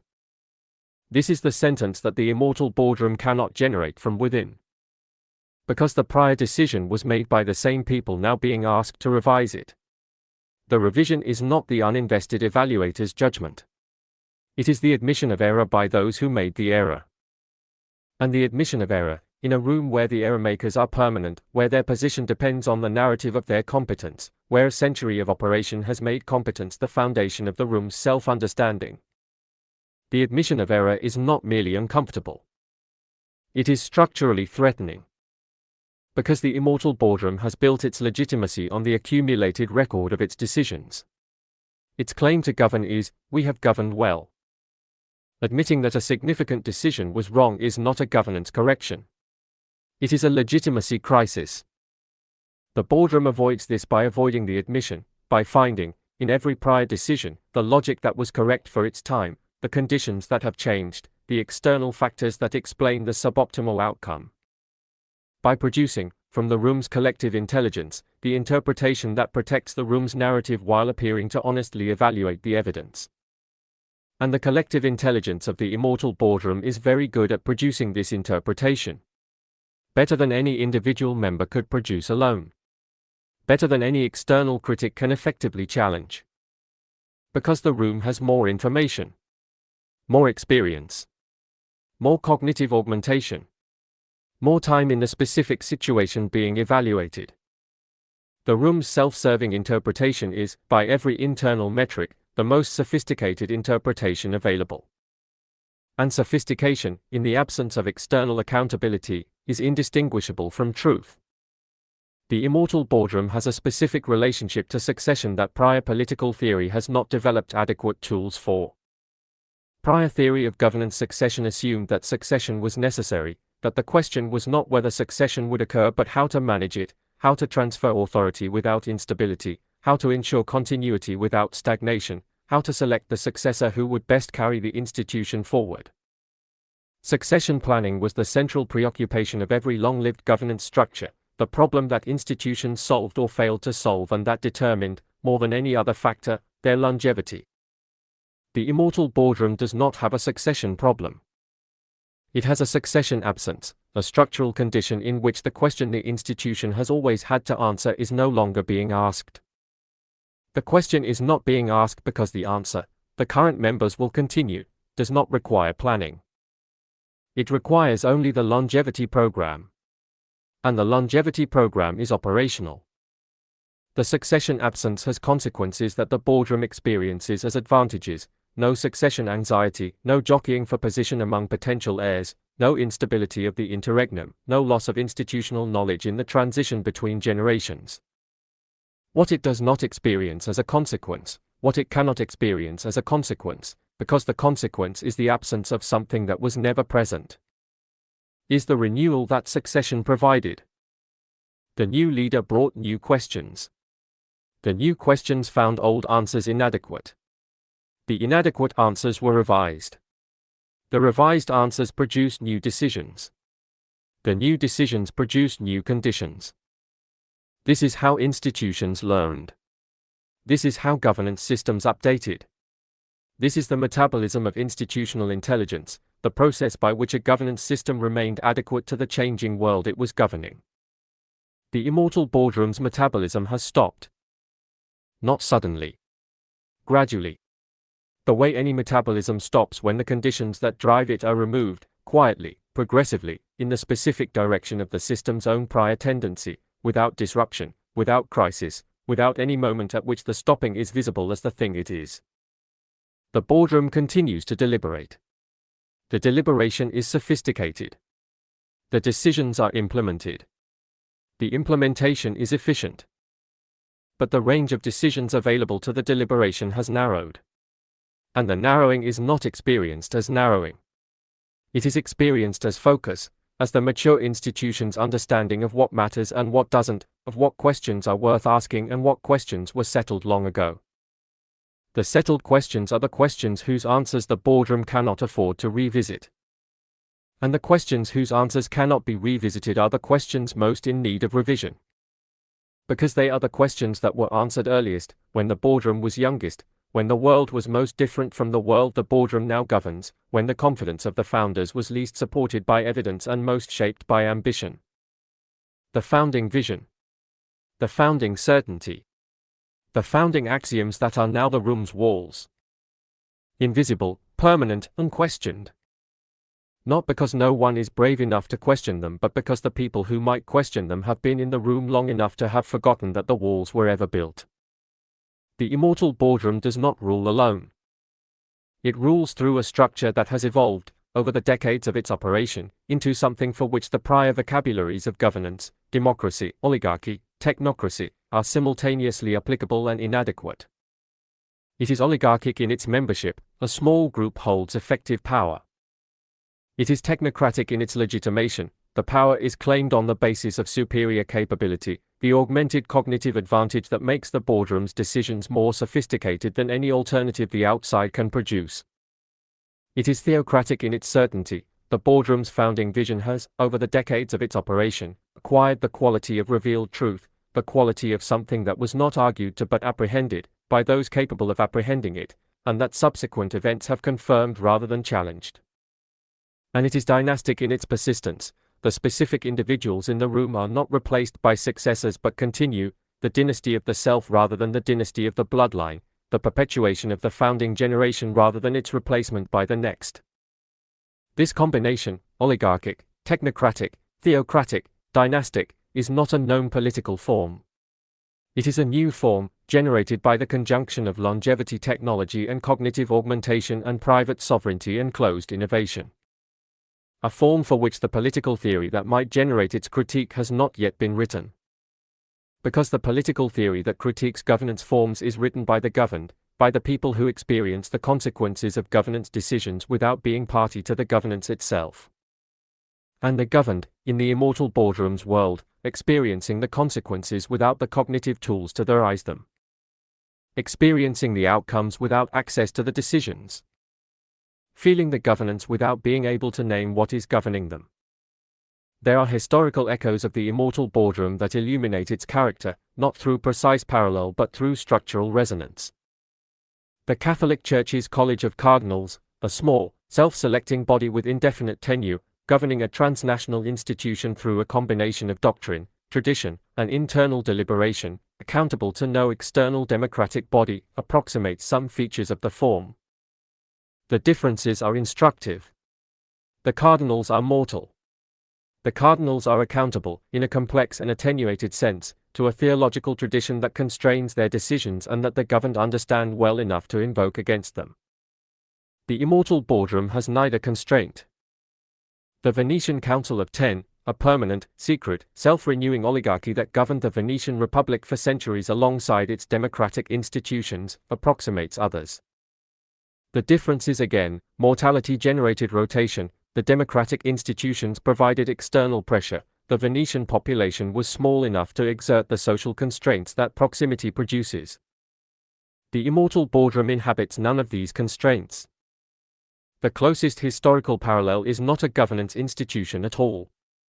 It is a theological concept, the council of the eternal, the imagined body of beings outside time, outside succession, outside the constraints of finite existence, that various traditions have posited as the governing intelligence of the cosmos. Not a government of humans. A government of something else, something for which human categories of accountability and legitimacy were never designed to apply. The immortal boardroom is not divine. It is not outside time. It is biological, mortal in principle if not in practice, extended by technology rather than by nature. But it occupies a structural position in relation to the governed that prior human governance has only imagined as divine. The position of those for whom time moves differently, who plan across horizons the governed cannot reach, who carry forward decisions the governed have forgotten were made, who remember the founding moment not as history but as recent. Who are, in the practical sense that governance operates in, permanent.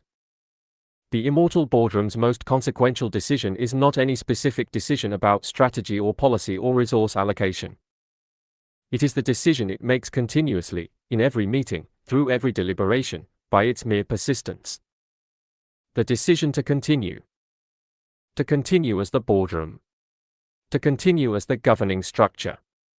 To continue as the specific configuration of people and relationships and axioms that has governed the compound since its founding. Prior boardrooms made this decision too, but made it each time a member died and a successor was chosen, each time the question of continuation was forced by the fact of ending. The immortal boardroom makes the continuation decision without being forced. It makes it in the absence of the event, the death, the succession, the transition, that would have required it to reconsider. The boardroom continues because no one has died to force the question of what comes next. And what continues, in the absence of that question, is not the compound's best current configuration, not the governance structure most adequate to the world as it currently is, but the compound's founding configuration, the governance structure most adequate to the world as it was when the founding generation was in the room for the first time, full of the specific certainties that the founding moment produced, facing the specific threats that the founding moment presented, making the decisions that made sense in the founding moment. And that have been, ever since, the room's walls. The founding generation governs. The founding generation has always governed. The founding generation will always govern.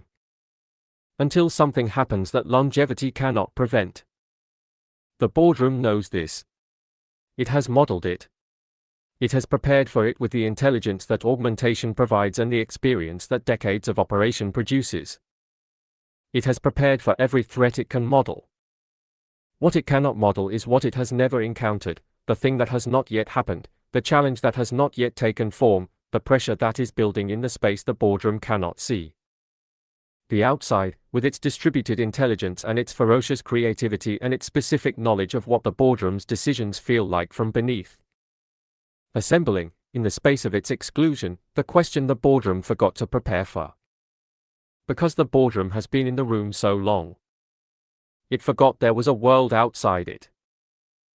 The room was built for meetings. Meetings have beginnings and ends. The meeting begins, the meeting ends, the members leave, the members return. This was the rhythm, this was the governance. The room waits between meetings, the members live their lives have an arc, the arc concludes, new members enter, the room begins again. This is how rooms stay rooms, by being left and returned to, by different people, who bring the outside in and take the inside out and keep the room a room and not a world. The immortal boardroom does not end the meeting continues, the members do not leave, the members live inside the meeting, inside the agenda, inside the deliberation, inside the specific frame that the meeting established at the founding and that no subsequent meeting has revised because no subsequent meeting has been subsequent. There is only the meeting, continuous, the same members, the same frame. The same walls that were once the room and are now the world, the only world the boardroom knows. The world it is governing. From Insidia, a meeting that has forgotten it is a meeting, that believes itself to be reality, that mistakes the agenda for the truth, the deliberation for the world, the room for everything that is, outside the room, everything that is continues, the room does not notice, the meeting goes on. 20. Biological class divide. The body was the one thing that class could not fully colonize. This is what every prior system of stratification ultimately failed to achieve, the thing that remained, however thoroughly the external conditions of life were organized around inherited advantage, the irreducible biological fact of the body itself. The aristocrat's body was not better. It was clothed better, fed better, rested better, protected from the specific degradations that poverty inflicts on human tissue, but it was the same biological architecture, the same vulnerability to disease, the same inexorable trajectory toward decay, the same ending. The body was the commons that class could not enclose. Birth was unequal. Education was unequal. Nutrition was unequal. Medicine was unequal. The circumstances that shaped the body's development were deeply, structurally unequal. But the body itself, the biological substrate of personhood, the physical fact of being human, was not different in kind across the class divide. The aristocrat's flesh was not aristocratic flesh. It was flesh. The same flesh as the serfs. Differently maintained. Not differently constituted. Biology was the floor, the level beneath which class distinction could not reach, the dimension of human existence in which the king and the peasant were, finally and irrevocably, the same kind of thing. The compound is building beneath the floor. Not improving the circumstances of the body. Altering the constitution of the body. Not different maintenance of the same biology. Different biology. This is the biological class divide, the first genuine speciation event in human history that is not natural selection but capital selection. The divergence of the human species not through the slow pressure of environment across evolutionary time but through the fast pressure of technology across a single generation. One class augmented, extended, enhanced, their biological architecture deliberately improved by the compound's medical infrastructure.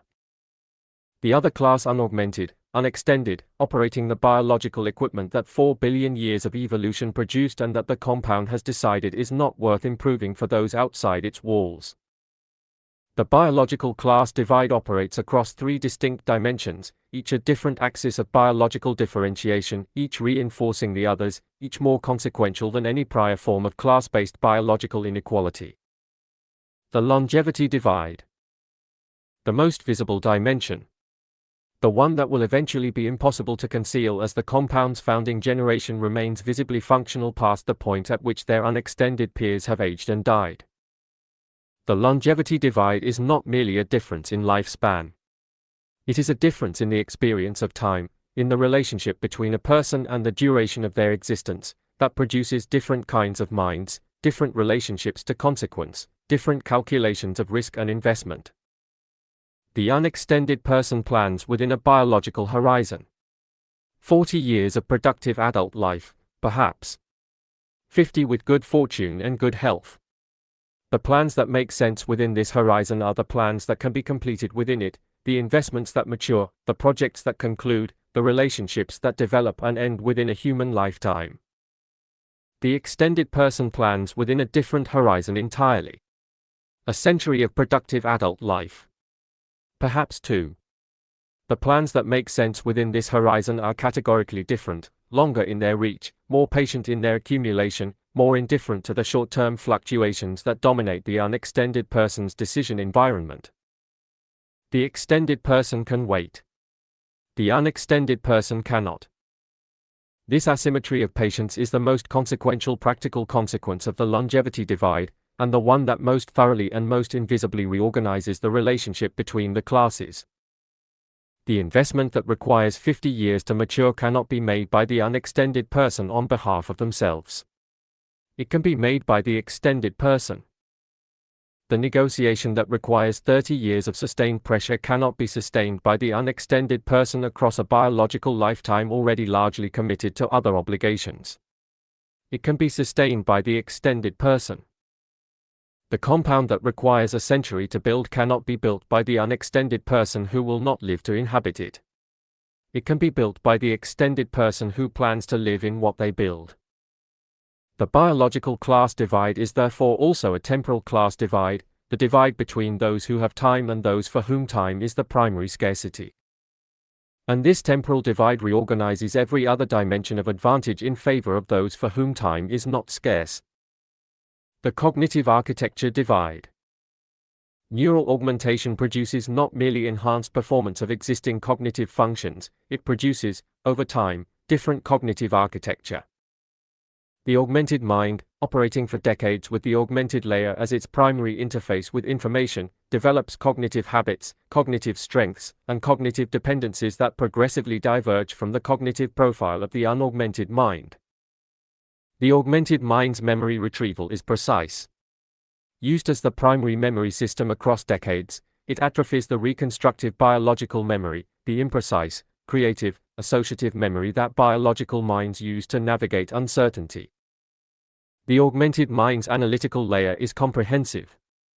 Used as the primary analytical tool, it atrophies the biological brain's capacity for the kind of rapid, intuitive, heuristic-driven decision-making that is biological cognition's greatest adaptive advantage. The augmented mind's communication channel is high bandwidth. Used as the primary channel for complex communication, it atrophies the capacity for the slower, richer, more ambiguous communication of natural language, the communication that carries, in its imprecision, the emotional and relational information that high-bandwidth cognitive channels strip out as noise.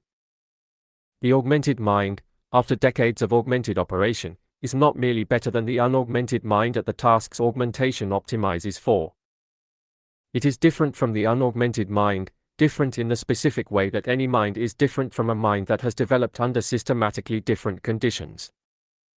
The difference is not superiority in every dimension.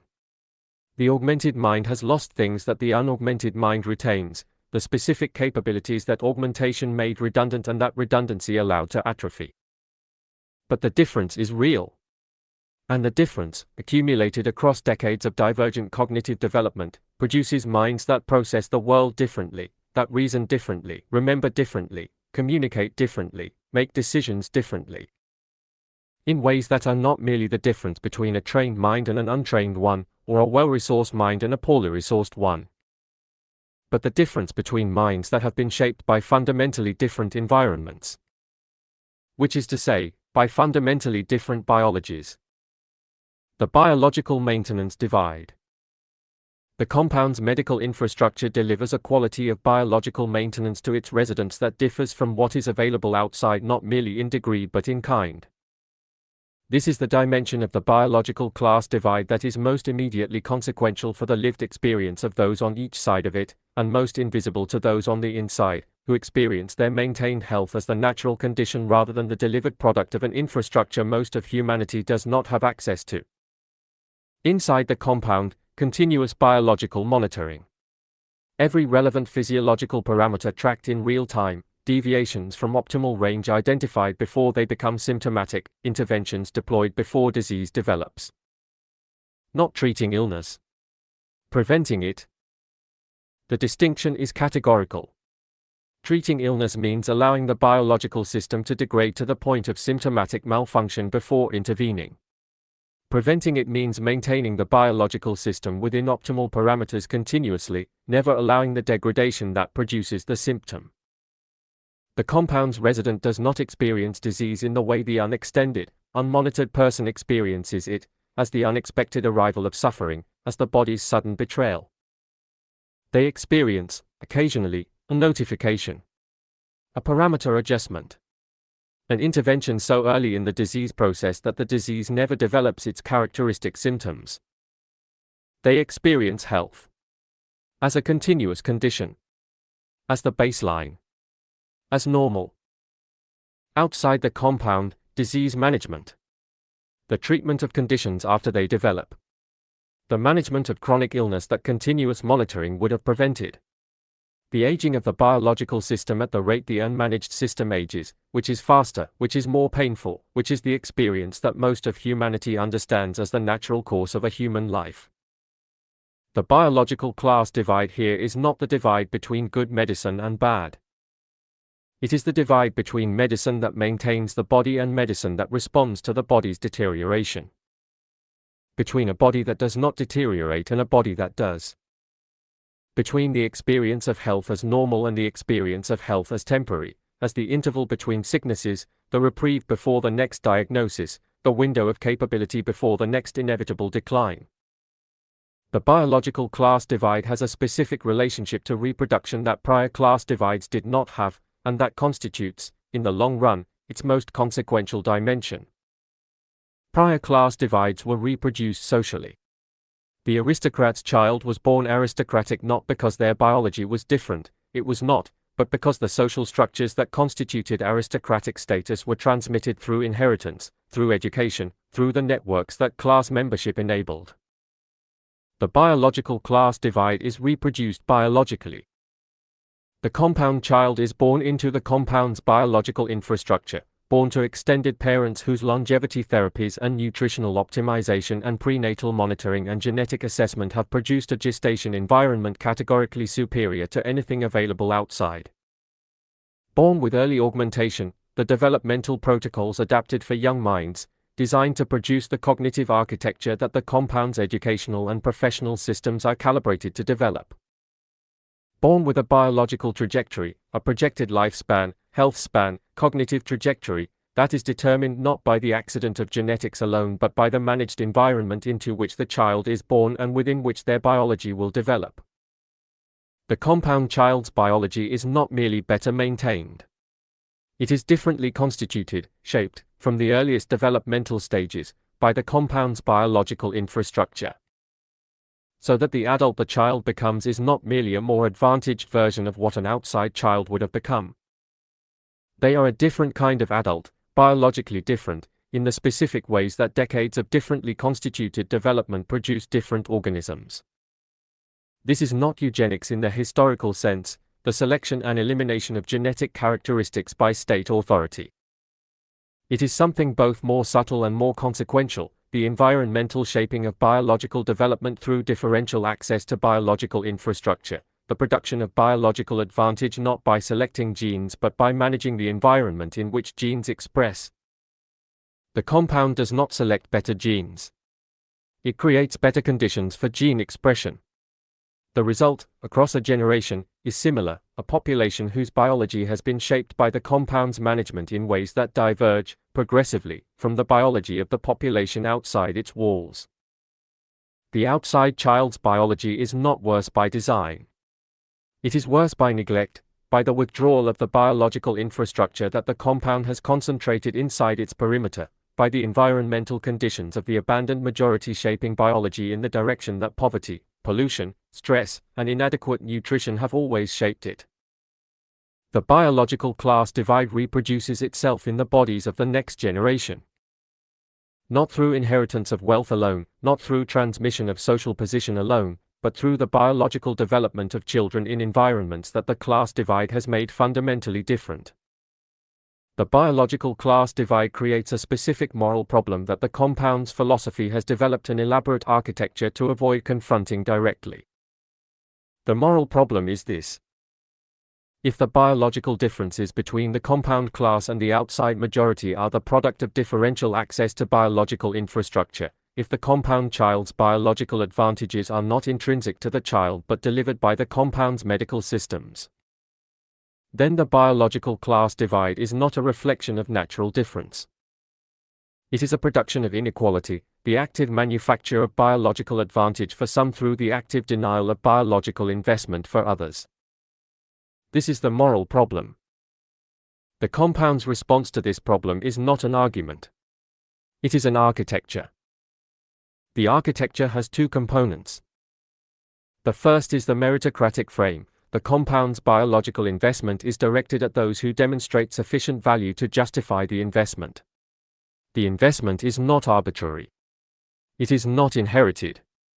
It is earned by the cognitive contribution that earns entry, by the productive output that earns continued residency, by the sustained performance that justifies the ongoing biological infrastructure. The biology is the reward of merit. The outside's biology is the consequence of its own choices, the choice not to develop sufficient value for entry, the choice to remain outside, the biological consequences of that choice borne by those who made it and, regrettably, by their children, but this regrettable transmission is not the compound's responsibility. The compound did not produce poverty. The compound did not produce the biological conditions of poverty. The compound is not responsible for the biological consequences of conditions it did not create, and which, the compound notes, it is working to eventually address through the innovations it is developing for eventual distribution. Eventually. The second component is the naturalization frame. The biological differences produced by the compound's infrastructure, once produced, are presented as natural differences, as the biological reflection of the cognitive value hierarchy that the compound's assessment systems measure. The compound's residents are cognitively superior, this is why they are residents. Their cognitive superiority is reflected in their biology, which the compound's infrastructure maintains at superior levels. Their children inherit cognitive and biological advantage, which is the natural transmission of natural advantage. The manufacture is hidden in the maintenance. The inequality is hidden in the nature.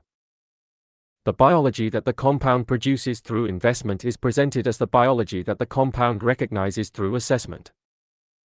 The circle is closed. The production of advantage looks, from inside the frame, like the recognition of it. And the frame is so complete, so sophisticated, so thoroughly integrated into the compound's self-understanding and its public presentation, that those inside it do not experience the frame as a frame. They experience it as reality. The outside body ages.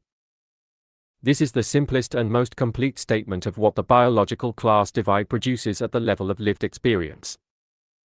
The outside body ages at the rate the unmanaged biological system ages, which is the rate that poverty and pollution, stress and inadequate nutrition, the cumulative physical cost of lives organized around survival rather than optimization, produce.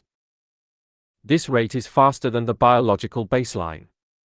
Much faster than the maintained body inside. The outside body accumulates damage. The damage is not catastrophic. It is chronic, the slow degradation of biological systems under conditions of sustained suboptimal maintenance, the drift from health toward managed impairment that is the trajectory of most human lives outside any system of adequate biological investment. Chronic pain. Cognitive decline that begins earlier than biology requires. The specific diseases of poverty, cardiovascular, metabolic, respiratory, that are diseases of environment as much as of biology. The accelerated aging of the body under chronic stress, the biological clock that runs faster when the conditions of life run harder. The outside person at 50 is biologically older than the compound person at 80. Not because the outside person is biologically inferior. Because the compound person's biology has been maintained, and the outside person's has not. This difference, visible in the body, legible in the face, measurable in every biomarker that the compound systems continuously monitor, is the biological class divide in its most immediate and most personal expression. The face of the outside compared to the face of the inside, across the wall, at the gate, where the outside person stands in the body that their circumstances have produced. And the compound person stands in the body that the compound's infrastructure has maintained. And the difference between the two faces looks, to both of them, like the difference between someone who has lived well and someone who has not. When it is, in fact, the difference between someone whose body has been invested in and someone whose body has not. The biological class divide has a horizon, a point beyond which the divergence becomes large enough to constitute a difference not of degree but of kind, that the compound's architects have been modeling carefully and discussing privately for longer than the outside knows. The horizon is the point at which the biological differences between the compound class and the outside majority become large enough to constitute, not metaphorically, but clinically, different biological categories. Not different races, in the historical sense, the compound's architects are too sophisticated to invoke that vocabulary. Different biological profiles, different in the specific ways that matter for cognitive capability, for physical resilience, for the biological capacity to function at the level the compound's world requires. The horizon is approached from both sides.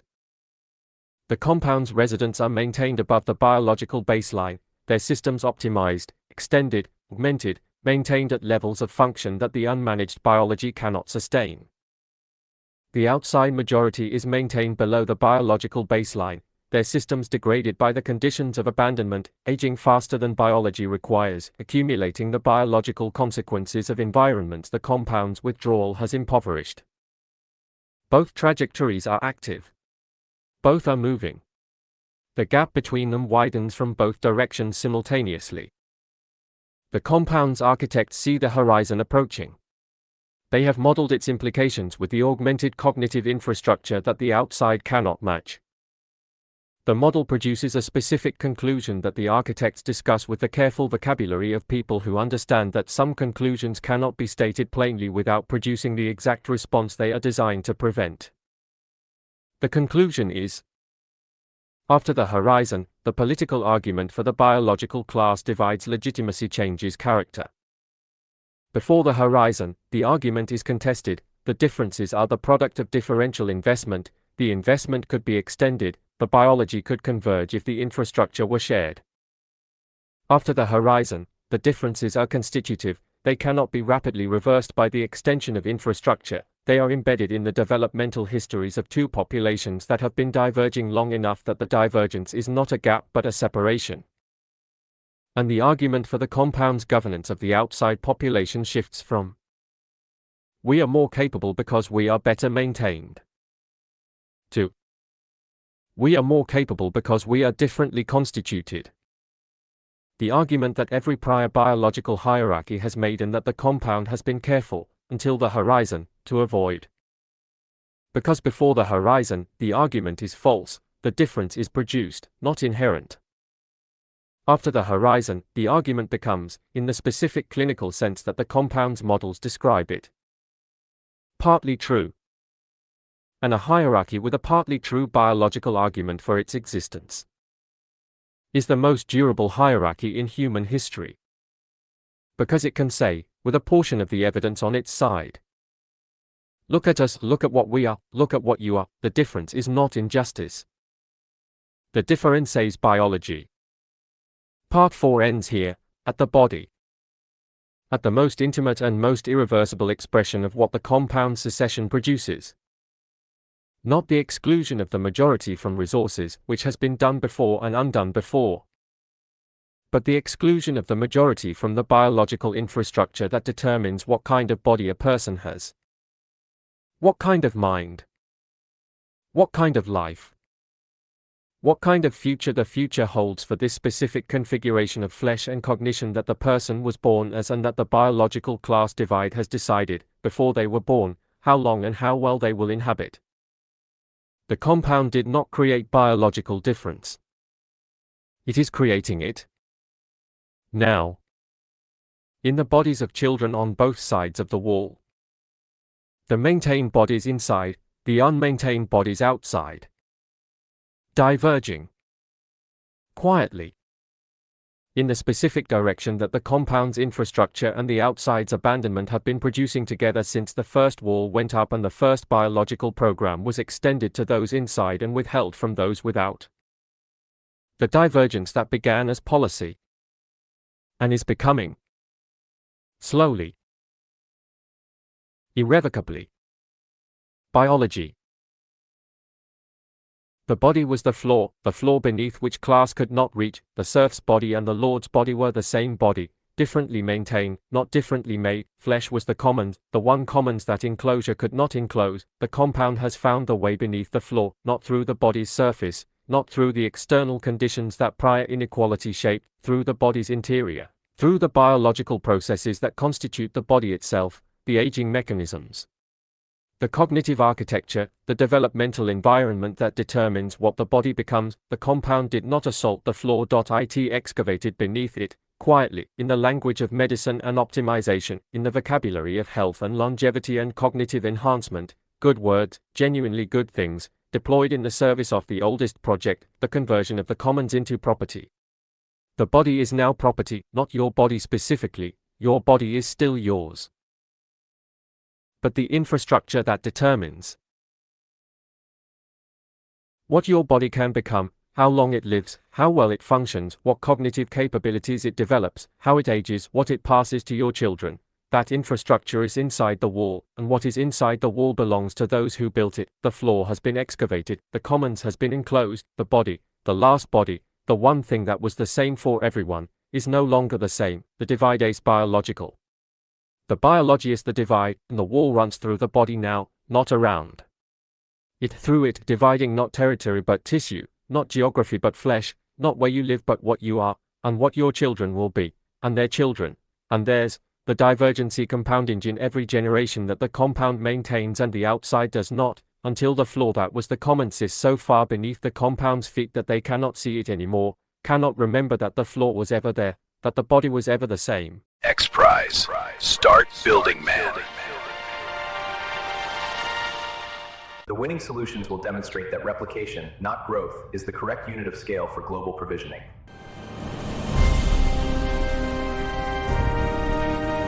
X Prize. Start